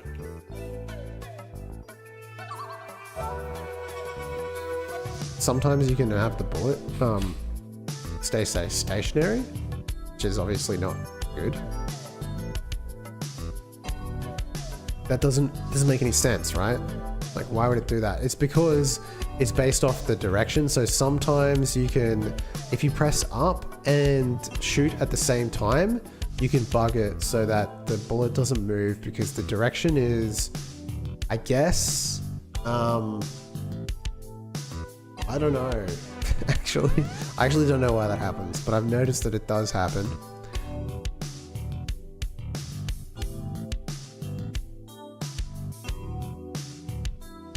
So, let's have a look at the player. And the weapon manager is what controls that. Now, what controls the bullet direction is the input. There's like a little bit of a check when I get fire direction, because I want to know basically if there is no input, then to go the direction that the character's faces. So I can't always rely on the input from the keyboard to know which way to fire the direction, the gun. So when we get fire direction, we actually will pass in a vector 2, which is going to be something collected from the state machine. So the state machine, basically anytime the face of the character changes, it updates the direction, and so we store that in the vector too. But what about up? So basically, I think it's to do with this Boolean check here. We say if is up or down, then direction.x equals 0. Because basically, if you're pressing up, then you don't want to include that in your calculation.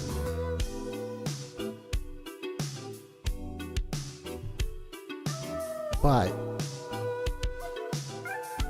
oh, how am I going to fix that?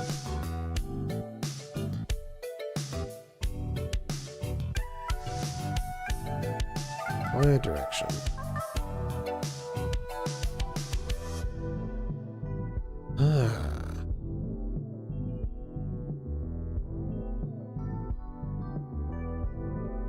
So the reason is because of the structure of the game, right? The direction is updated. Well, we're checking if it's pressed in the moment, but the direction variable hasn't been updated yet, which is why I'm able to get the direction to be like 0. Is that correct?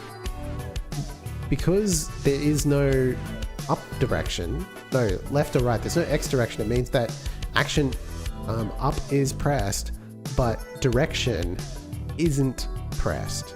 So what I would say I need to do is actually set the Y to be equal to whichever one it is. Like, we don't rely on the direction coming from the state machine because it gets here slower, right? Good. And so we can just check. And essentially all we're doing is saying like, if there is up or down pressed, you need to check if left or right is also pressed, because we want to check for a diagonal.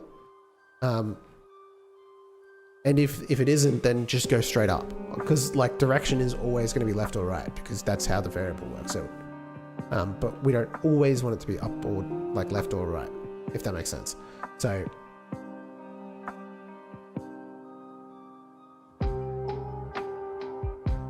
something like that. There is another variable. So the state machine actually holds both the input and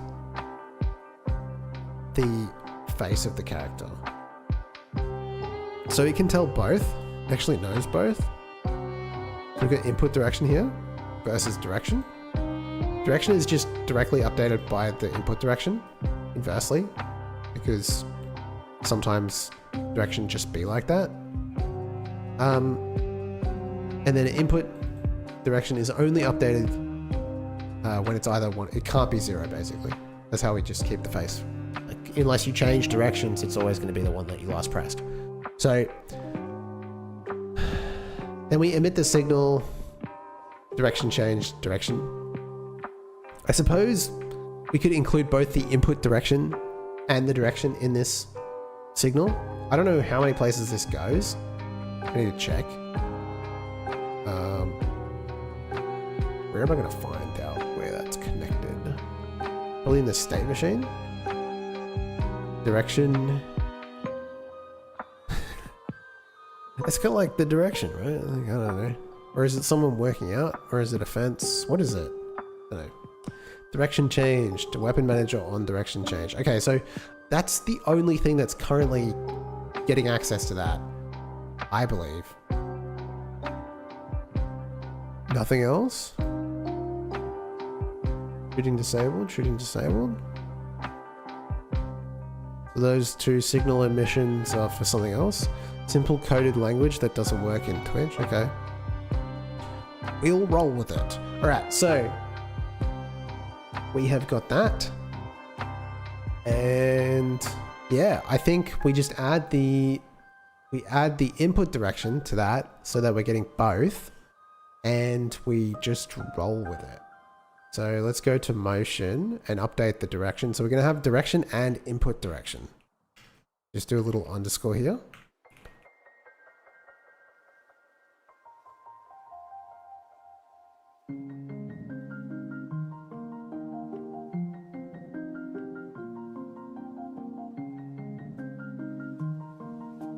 And now we've got that. When we emit it, we can emit both. And then in the weapon manager, we can have both. So we can have both. We've got direction here. We can have input direction as well. Hey, Aqua1, welcome to the chat. Input direction. Both my very little children are here. Like my little pets.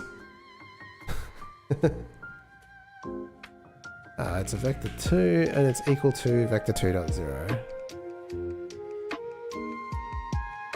Clip it. Clip it.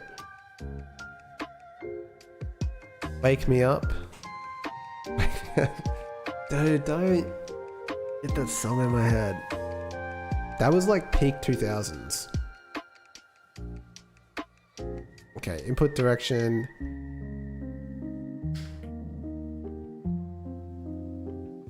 Input direction. Vector 2.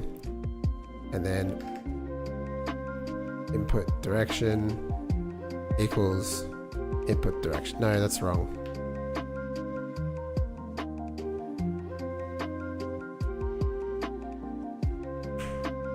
That's wrong. There we go. Okay. We finally got it. And now when we get the fire direction, rather than checking if up or down, we can check if y is equal to 0.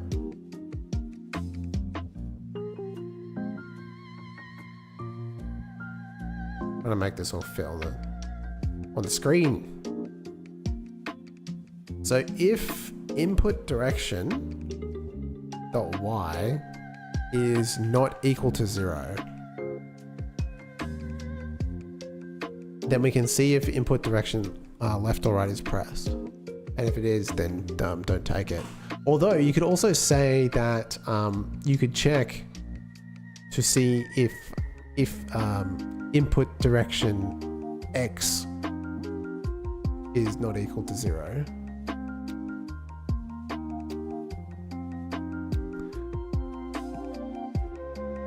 Right? Is that correct? So input direction dot x is not equal to 0.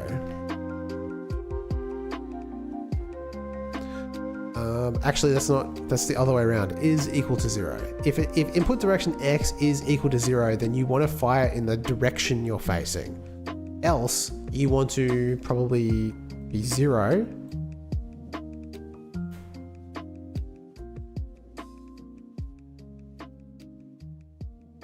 Yes. Damn, there's snow outside. Wow, it's been a long time since I've seen snow. You know what I mean? Okay, so this is not working, obviously. A little bit of a problem there. That's okay, that probably just needs to be swapped.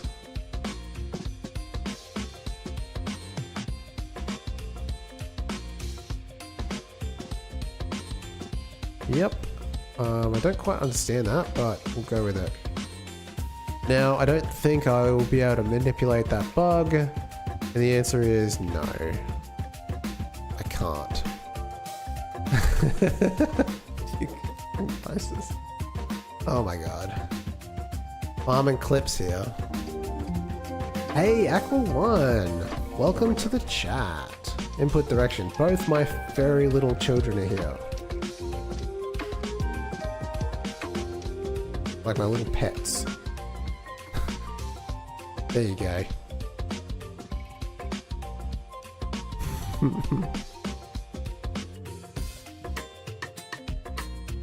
Pre-roll is on. Now you play ad.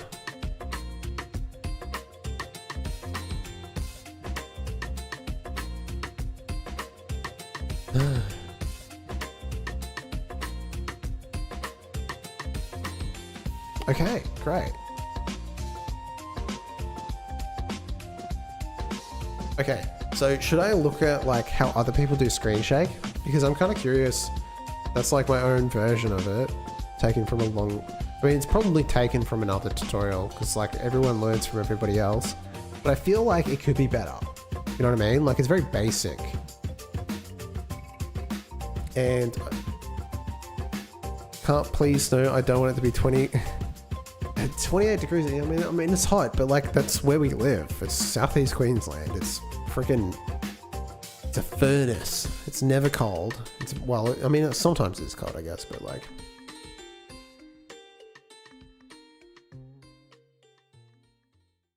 That is not the right place to go.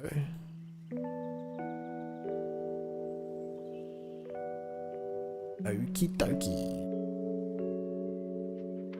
Godot 2D screen shake. I don't know what other people do. I'll go down to Melbourne. Doesn't snow there. I lived in Tasmania. I was born in Tasmania. And like you were, like I grew up going to the snow. It didn't snow where I lived. You have to live in a very specific couple of places for it to snow where you live. But yeah, like I actually don't like snow that much. I'll be honest with you, it just melts in your hand. Like that was my experience. Obviously I moved up to Queensland when I was like 9. So like that was a very early part of my childhood. Snow. It's not all it's cracked up to be in my opinion. Shaggy Dev is actually goated, but it has snow. Yeah, it snows in Queensland. It's just like inland, you know what I mean? Okay, Shaggy Dev is goated actually. Oh no. An ad? The basic way to shake the camera is to apply a random offset to its position each frame. What is this quality? This works pretty well for very violent shakes, but it can also break the connection between the camera and the game since the camera can move anywhere within the random offset range instantaneously, resulting in more jarring and unrealistic movement. The code here shows one way you could implement this type. I can't read that. My eyes aren't good enough. Whatever happened to theater mode? Oh, there it is. Cinema mode. Okay, thank you. It's dangerous. It's -3 degrees? Is that Celsius? Dude, that's crazy. What have we got here? Is this Godot 3? It is. God damn it, we're all doing Godot 3 stuff. Get random offset, random shake strength. Oh, okay, so it is just a number. I mean, I went for the sine wave, which is better, I think. Which is what he's probably going to suggest. Type of shake, using linear interpolation to gradually fade out the effect after it's been. What was that sound? Did something happen in the chat? Boo, oh, it's TTS. Dude. Triggered. But I prefer to use noise to shake the camera, which has a couple of benefits. 1, movement is more fluid and therefore less jarring. 2, the noise can be looped in case I want a constant movement path. And lastly, and most importantly for me, I can play with the speed and strength to get everything from intense shake. Yeah, noise could actually work really well. To gentle sways. And that's exactly what I did in Kaiju Clash to create a handheld camera effect and add a bit of subtle motion and liveliness to the scene. So let's look at how to use noise to shake the screen. Godot comes with a built-in noise implementation via its Open Simplex Noise class. And using it's pretty straightforward. All we have to do is initialize the noise and already function. Okay. Kaylee the Veggie. Kale the Veggie? Yeah. I like that. That's a cool name, by the way. Okay, so we are in the process of just like polishing up, not polishing up, but sort of just like I'm setting up an interaction system for like a Metroidvania. Interaction system might not be the right word. Basically, I'm building out the core gameplay for a Metroidvania, and that core gameplay is like the enemy player interaction. So we've covered like damage and then sort of like defeating the enemies, and also like things like flashing when you're doing damage, flashing when you're taking damage. And we're looking at screen shake. So I implemented a screen shake here. Also, excuse the chat. We got a couple of strange ones in there. Have I heard of Ultra Kill? Yeah, I've heard of Ultra Kill. I haven't played it. Oh, actually, no, that's not true. I played the demo, but I haven't actually played it. Ultra Kill is great. What did I listened to like a 3-hour video of the creator of Ultra Kill playing it and talking about it. And that was like a really good watch. I think it's on his channel. We're not strange, you're strange. But yeah, so we're doing screen shake right now. I've got a little implementation here where I used sine, like just a bit of math. So it's like the amount versus the frequency, like the shake amount and the time over the amplitude, essentially. And it works. And I was just curious of like what other people do. So this is what it looks like now. And I think that looks pretty good, you know, but can we do better? And my profile picture reminds me of kobolds. It's meant to be a fox. I did show you a artist one time my pixel art and they laughed at me. So, you know, like I can, it's not this, maybe it looks like a kobold. Okay, so this is a really old tutorial from Shaggy Dev, who is actually a really good Godot creator. Recommend. Yes, it's meant to be a. You guys know it's a fox, right? Although, what is the one for the chat? It's got like extra ears. And I'm like, I can play Noita. Maybe. Okay, so function, tweak any parameters we care about, and then read from this generated noise each frame to get the offset value, keeping track of where. Okay, so camera offset equals get noise offset. Meow. Meow. I like how they stack up like that. So the values, okay. I understand. Shake strength, noise I, you pass in delta and it gets like a random point. And then you have a constant for shake speed. I understand. So basically delta multiplied by the speed, which I've got, right? Like it's pretty similar to what we're doing here. We've got delta times speed. I'm just using sine waves instead of noise.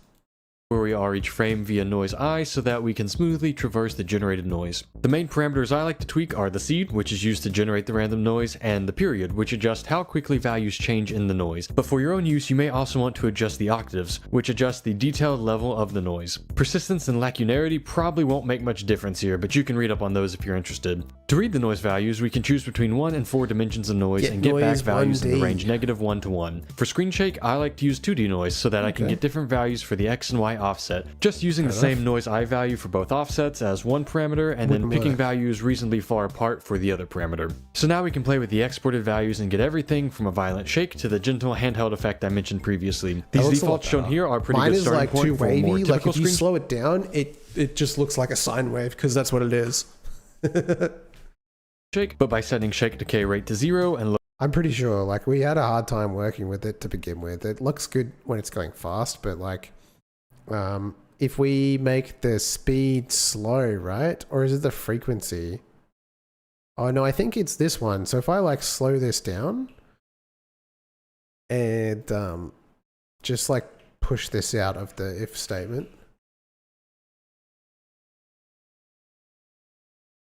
Not doing anything now. Okay, let's have a look at the script. Offset pos Y, pos shake amount.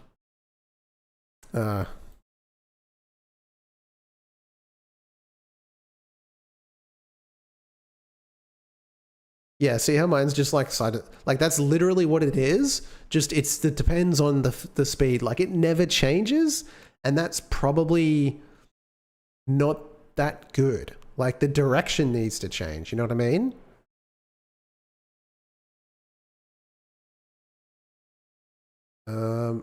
And you can change that by using cos instead of sine. I think that's a little bit more. Where's the game? Or that now it's just literal circle. Like it's just not. It's not. Wait, what's going on in the chat? Oh, your pixel art. I'm like, what are these links? What's going on here? Your pixel art. I don't want to click that. You're scaring me. Copy. I swear to God, if this is Dodge, I'm banning you. Like, I've been scarred once before.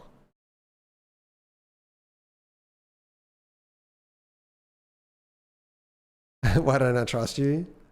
This content is no longer available. Did you post it in Discord? Okay. Trust restored. I've just been scarred too many times. It's the sun and the moon. He goes to sleep, he wakes up, and then it goes away, and then he goes back to sleep. Cute. Alright, background.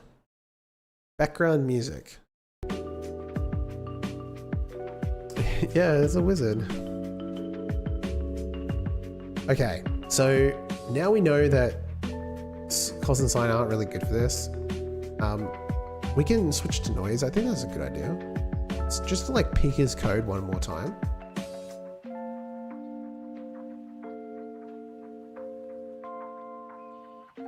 When do you create the noise? On the ready function. Noise speed, rand. But we can create like different noises every single time. Noise equals open simplex noise. Or you could just have like this, you could like have the noise be an export variable. Chaffy, why? I had to come back from the dead? I can't tell. Did someone revive you? What is SS here? Enable social stream static comment? I don't know what that means. I mean, what engine does Godot use? What do you mean? Godot is an engine. What are you saying? What are you saying?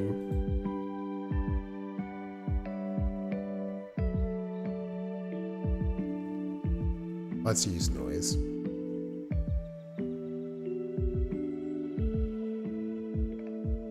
Is noise. Noise texture 2D.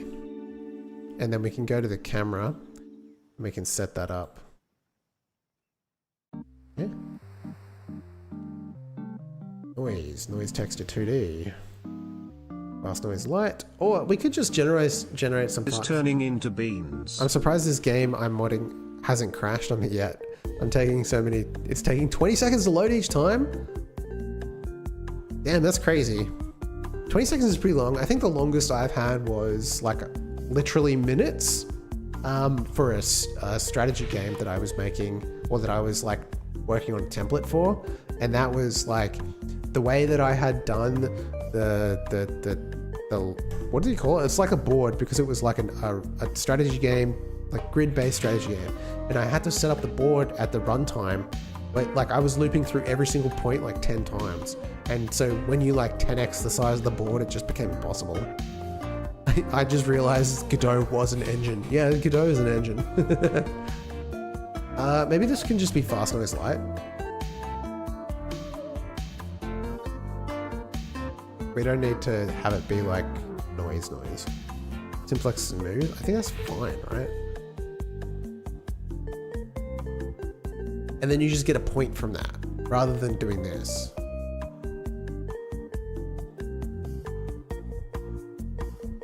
Check general.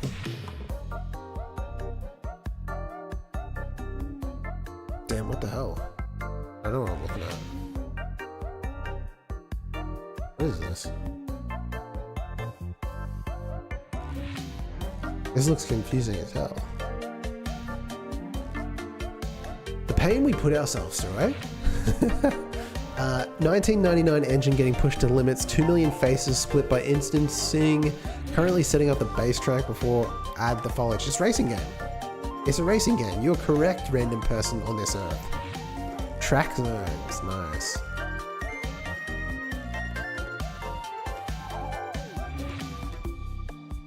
What time in your place? Mine is 7:15 AM. For me, it's 9:15 PM. It is late. I'm gonna go to bed soon. But right now, we're cruising. Okay, let's figure out this noise business. You can literally do stuff later than that game's cut. Yeah, oh yeah. Oh right, yeah. I mean, yeah. Sometimes that's true, right? Like, This has AI that can actually react to players and other AI to overtake. Yeah. Another suspect link. I don't like that they come in the chat like that. I might have to work on that. I don't mind people sharing links. I kind of like it. As long as they're safe for work and stream. But there we go. Do not click it. I've been there before. No, they open up on the other screen. I have like, I don't think I have. Do I have anything open here? I do. Shouldn't, like, I try basically not to have any internet browser windows open on the stream screen. So like I should close that and move that over. But you know, mistakes can happen. You have to be careful. I think like if something did happen, I would be okay. I would just need to end the stream immediately and make it, they're gonna steal your gold. Okay, get noise offset. You pass in delta. Okay, let's try and steal some code from Shaggy Dev. Get noise offset. Takes delta as a float, turns to vector 2. So we got var offset. Copy that. Offset as a vector 2 equals a vector 2.0. Return offset just to keep the thingo happy. So we'll do that, right? And after that, we are going to do pos x equals noise. The Chocobo song dot get noise.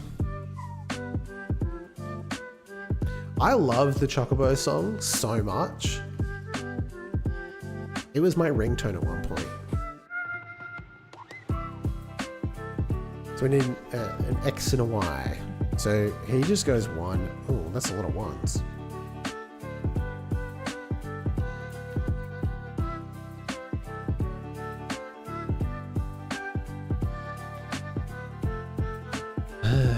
Yes. Time. Let's create a new variable.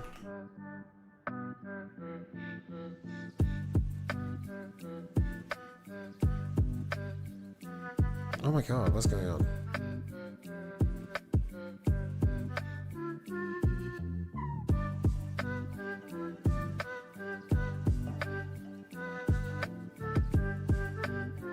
Meow. Meow. Plus equals delta multiplied by speed. Right.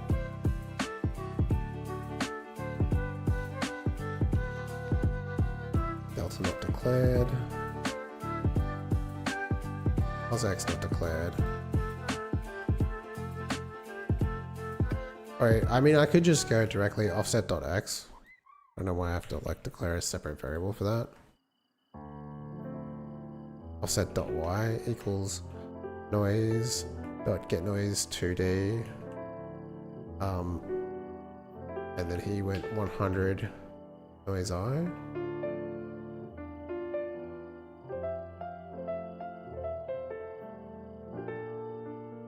Okay, so that looks pretty good. And you return that. And then you lerp. So let's just key these out for a second. Is it good to use AI as a guide tool in coding games when you are starting to learn how to code?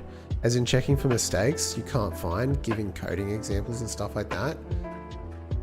Me personally, so like everyone's different when it comes to AI. I think people need to like understand what it is and then make a decision for themselves. So like AI like ChatGPT is just a large language model. It's just a glorified like chat bot. That's all it is. It's nothing new in terms of like what you can experience, but it's like autocomplete on steroids, right?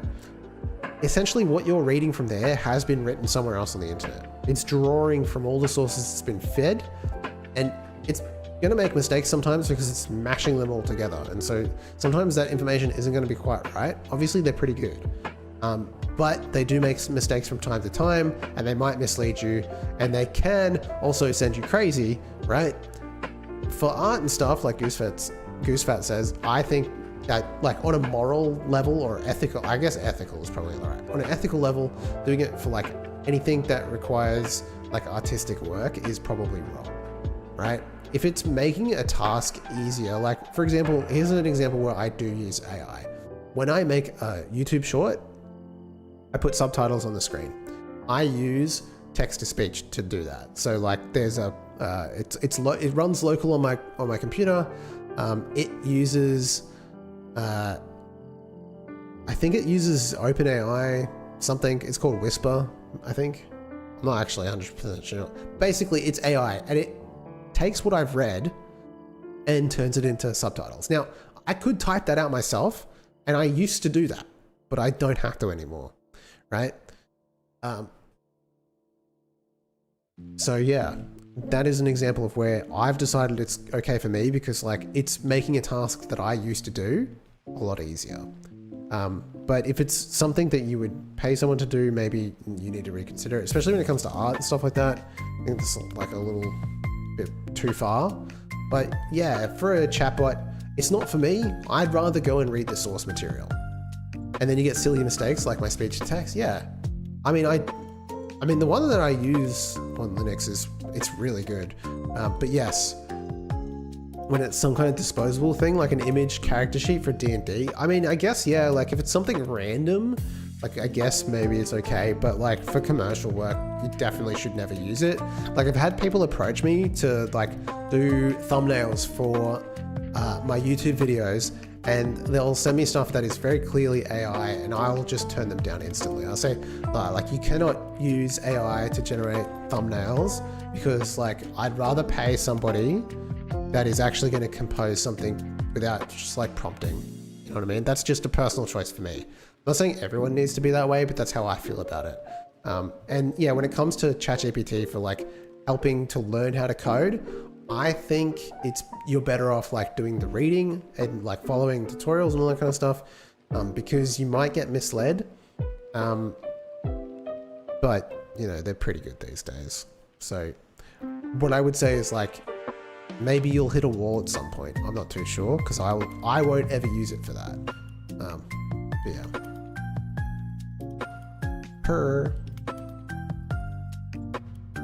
Okay, where the hell were we? We were getting the noise offset. So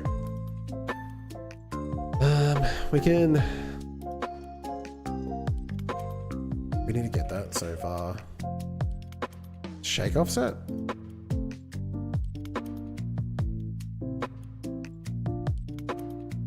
Get noise offset? Delta?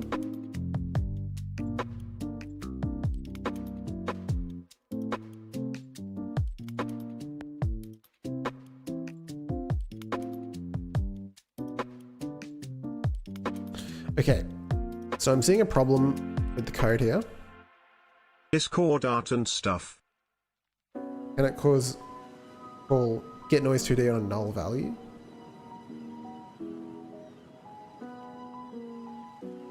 Huh?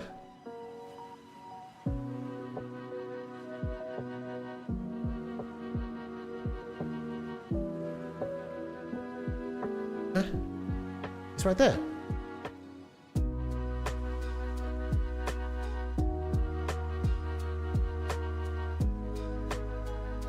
Is this a shadow? No, it would tell me. Why would it be a null value? Get noise 2D on a null value.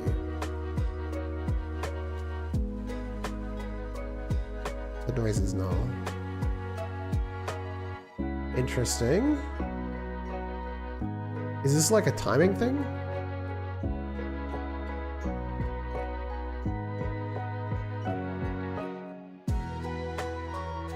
Yeah, I guess it just never shows up. Huh.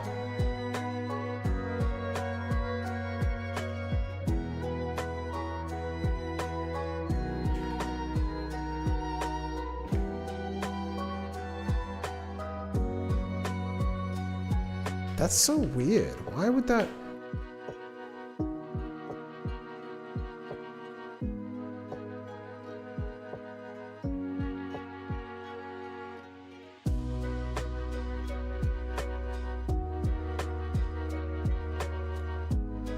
I guess I'm using the wrong one.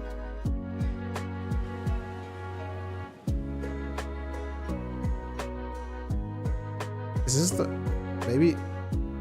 like the noise is the noise? Are you going to pay attention to chat? Hello, are you going to pay attention to chat? Discord art and stuff? Hang on a second, I'm trying to solve a problem. Yeah. So needy.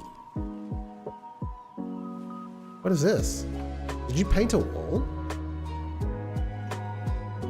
It's like show and tell. What are they? Are they platypuses or something? Pretty sick, dude. I really like the texture work. Meow. They did it on canvas and they're hedgehogs? And they're hedgehogs. Okay. How long ago did you do that?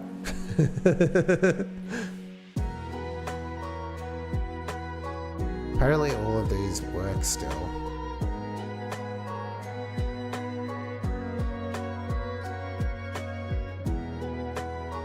Can I get noise 2D on a null value? Current value null. Year 9, alright. Okay, that makes sense.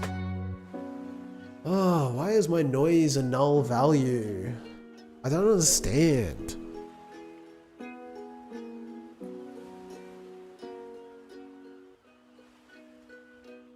Don't look at those things in MS Paint. I don't have MS Paint installed on this computer. I don't think.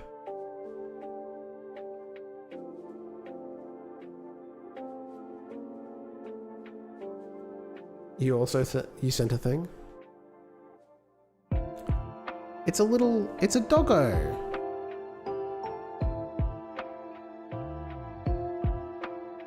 Or is it a wolf? I can't tell. It could be either. It's a fox. It's a better fox than mine, that's for sure. Why is my noise not... Help. Where is my noise?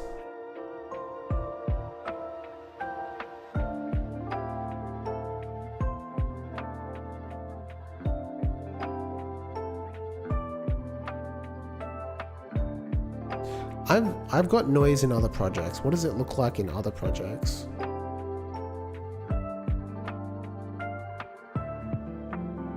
Why isn't the noise noising? This is a great question. What's going on with the noise? Where have I used noise before? Spray. I've used it in spray calculations.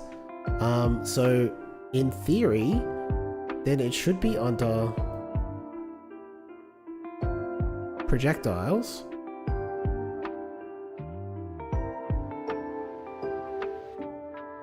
In my first person shooter. Projectile type. Oh, spray. It's got like its own thing. Spray. Spray, spray, spray.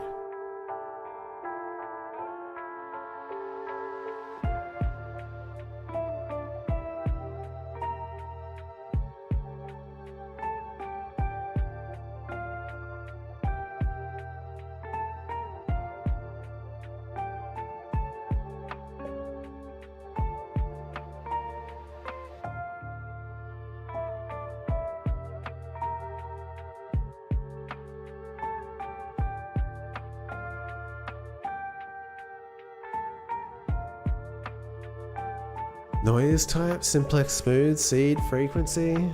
All of this stuff is here.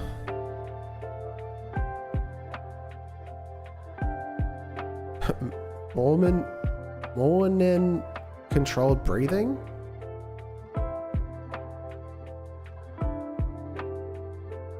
Dude, I don't understand actually. I have noise. Don't come at me.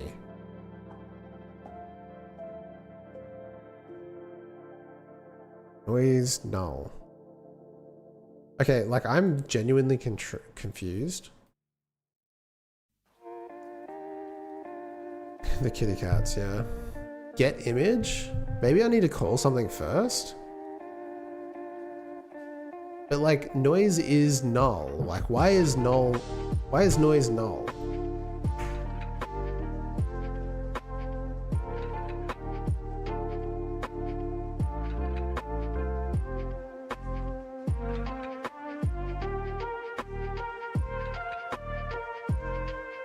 Body, bunch of warnings. Noise null. Guys, I don't understand.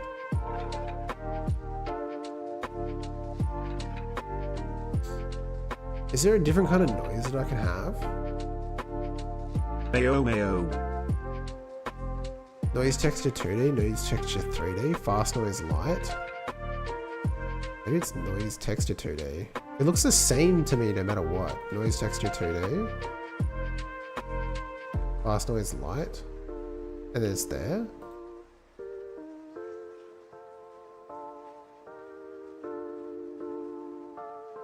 Okay, now we actually have noise, so maybe I just need to choose the right kind of noise. Jesus. Non-existent function, get noise to, that's okay. Okay, so let's change all of this noise texture. Because that's what it is. Oh my god. Why is it like that? It doesn't make any sense. I guess it's going to be like fast noise light, right? Is going to be equal to noise texture dot get image, get noise, get like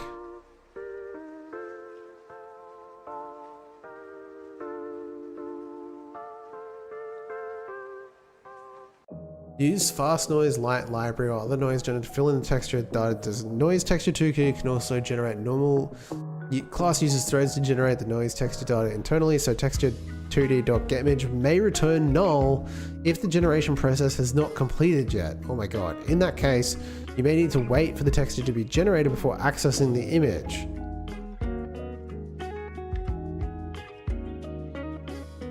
Is that what I was going through?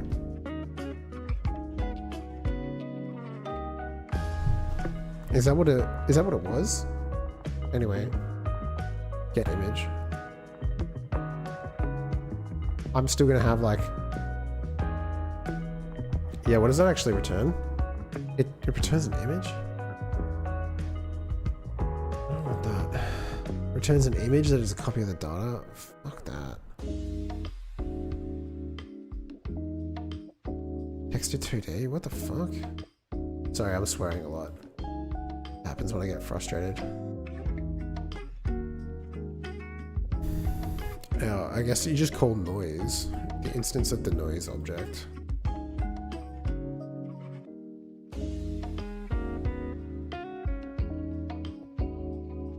Dude, what's going on? Pink, blink? You guys are just going. Identify a noise not declared in the current scope. Yeah, that's fine. Alright, delete that. Oh my god. Okay, so it's got to be to do with the noise generation bullshit that it was talking about. Like, where'd that go? Seamless, where was that? It was talking about, like, may not be changed. Like, await text to change. So, I might just go like, if, basically, if noise texture, dude, is that even how you spell noise? Yes. If noise texture dot noise, then do this. Like, I can't actually think of another way to do this at this point. Invalid access to on base object of type nil. Noise texture null. What the fuck? I'm actually losing my mind. Why is this blank now? Jesus Christ. Thank you.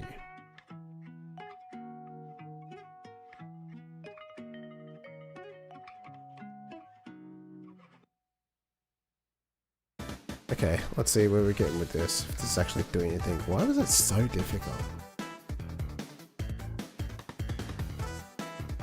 Okay, so we are getting a number back. It's just really small. So like, we're probably gonna need to multiply that number by our frequency. Or like, yeah, because we're not, so we could just like multiply by frequency. That's a really big number, so we'll probably need to play around with that. See how it's like 20? It's like huge. Camera is off. Hello, Godot genius. I don't feel like a genius right now. You know how long I spent just trying to get the noise to get detected by the game? That was crazy. Okay, so now we've got a thing. It's going. Our frequency doesn't need to be as big as it is now. Like, this can actually be reduced probably by a factor of 10, I would say. We'll work on it. The speed also matters, right? What are we still doing here with speed? We're multiplying that by speed is 10. Yeah, I don't know, actually.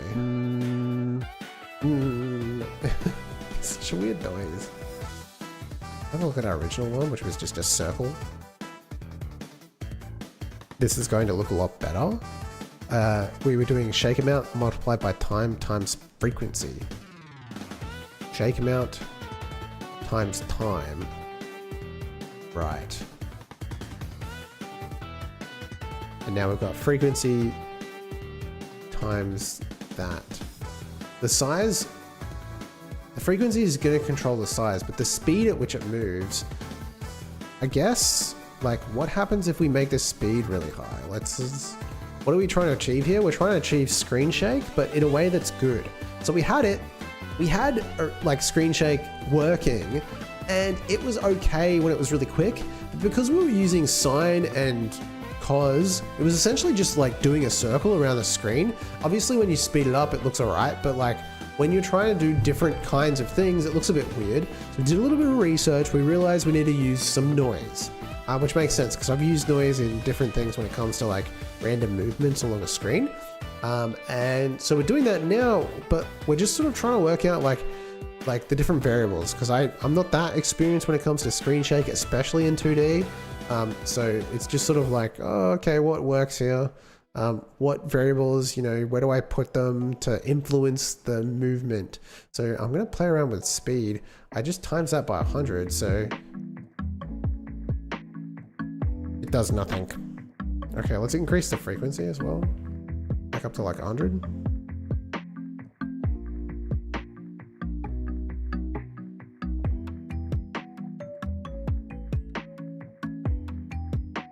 How big does speed need to be?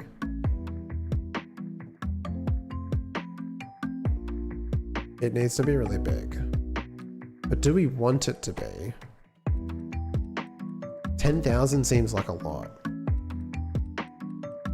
It's still not giving the same crunch that the other one had. What if we up the frequency? Just make big numbers until it looks good.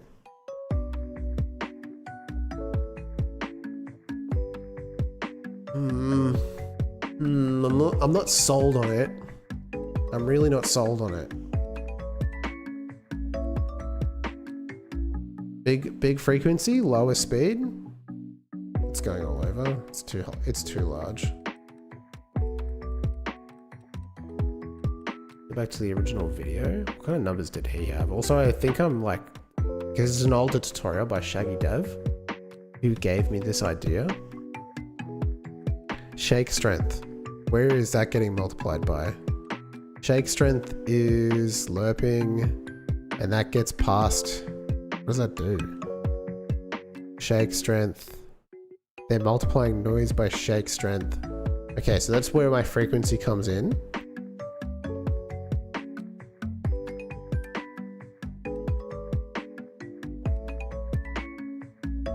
Wait, what kind of number? Oh, it starts off at 60.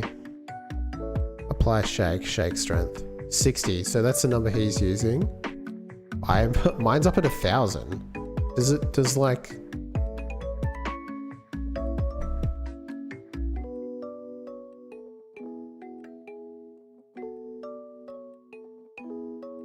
I can't see his speed. Does he have like a repo?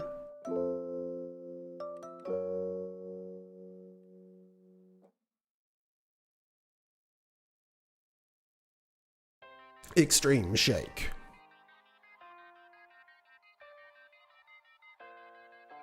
Shake speed 30, sway speed 1. Random shake strength. Random shake strength is just equal to 30? Shake type random? Okay, so he's got like a way of selecting it. Connect, apply shake noise, random shake, noise sway.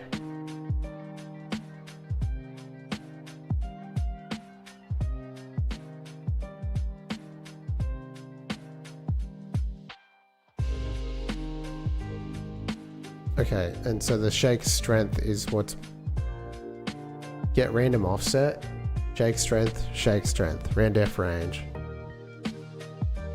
Where does that come from? Oh, that's just random, okay. Get noise, and then it's just delta multiplied by speed, and then just the strength, which is like the shake strength constant, which is set to 60. Why is it not look as good? What about the speed?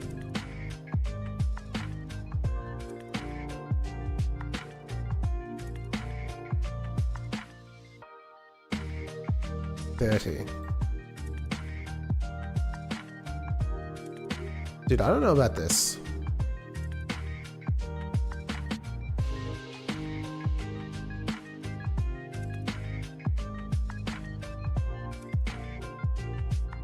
Because that just ain't it. You do that for a second, people aren't even going to feel it.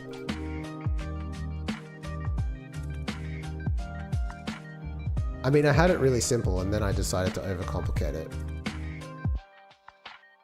It was literally 2 lines before this.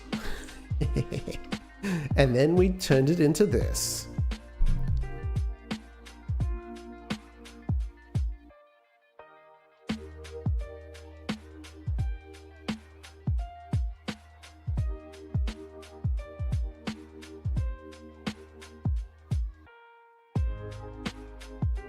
That's feeling a bit better. I think it was just to do with the noise.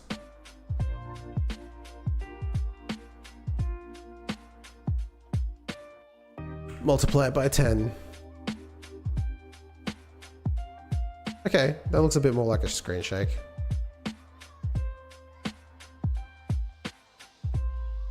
I still think it needs to be like really quick.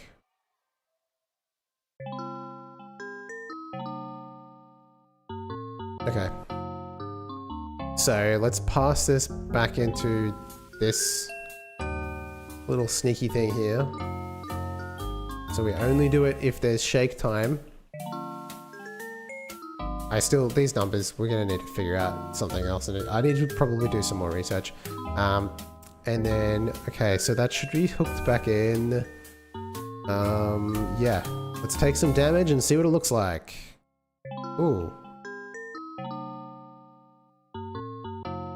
Honestly, not bad, to be honest.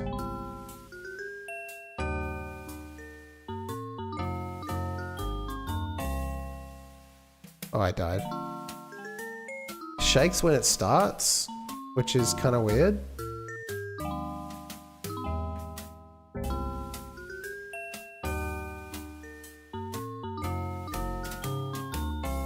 Does it ever go back to 0? Are we like changing the offset and never going back? I can't even tell. That is something that I probably should have considered, because I think a lot of people, they'll do like the amount will like go back to 0. I guess what I can do is, if I wanted to make it like, I probably need to complicate it a little bit at some point, and we can say like if, and then we can say else, and these need to like go back to their 0 they need to go back to 0.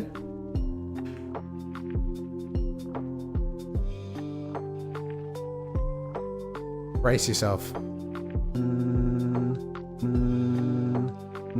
It sounds like a phone vibrating.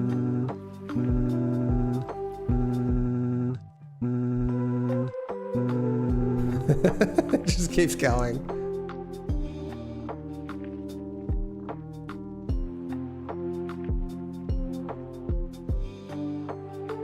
Okay.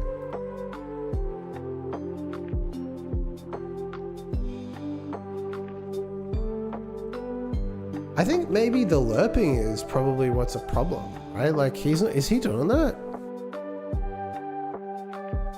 Camera offset equals shake offset. No, he's just setting the shake offset.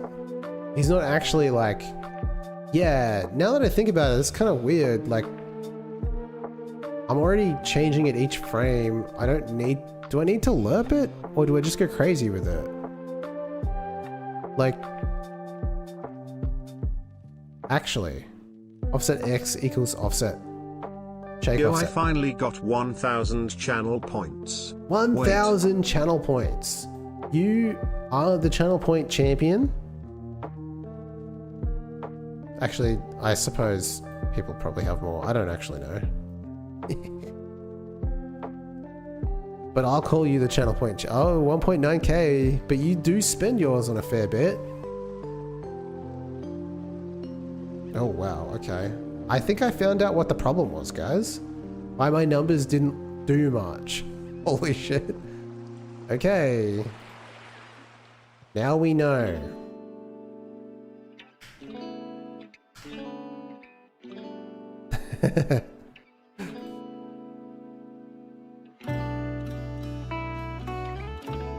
That's still like really big.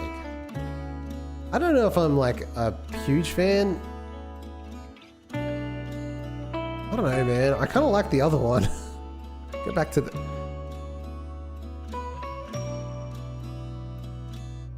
Maybe if the frequency is smaller, it'd fit better. Oh, that looks better. Okay, now we're in action. Okay, now why does it go off? Shake amount, shake time has an amount. Shake time needs to be 0 to start with. Okay, that is why it's starting with a shake. Okay, I'm into it. Hell yeah.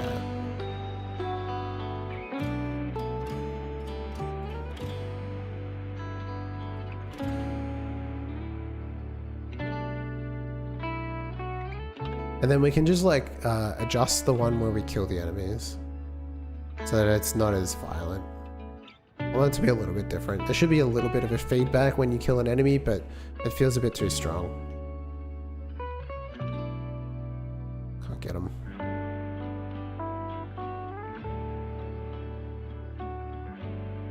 Ouch. Oh god. Can't even play my own game.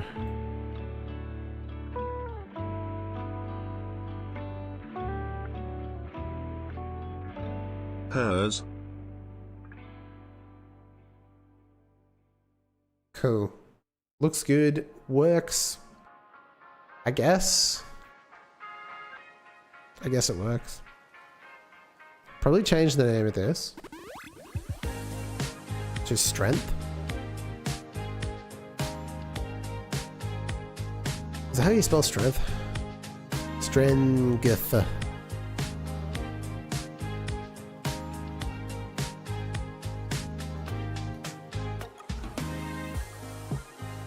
Hair.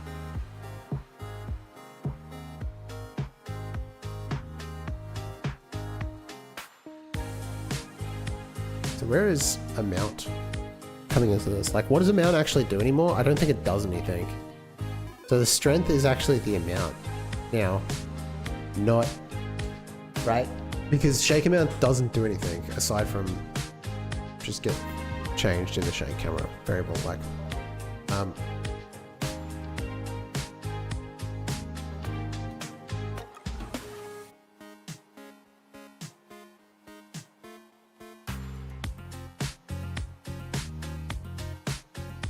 that'll have to go up. I imagine. Barely anything. So make it like 20 and then make it like 10 for when you kill an enemy. Something like that.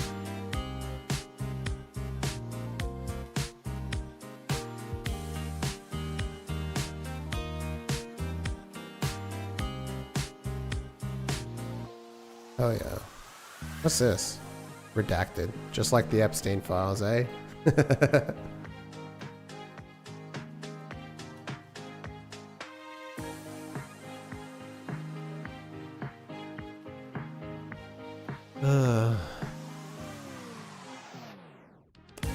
Alright. I'm pretty happy with the progress we made here.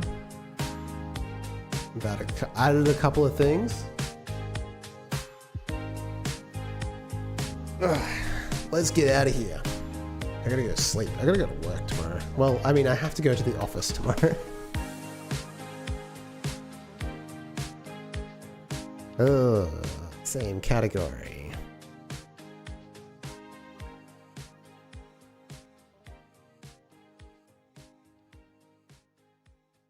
Alright guys, have a good night. Thank you for stopping by. I really appreciate it.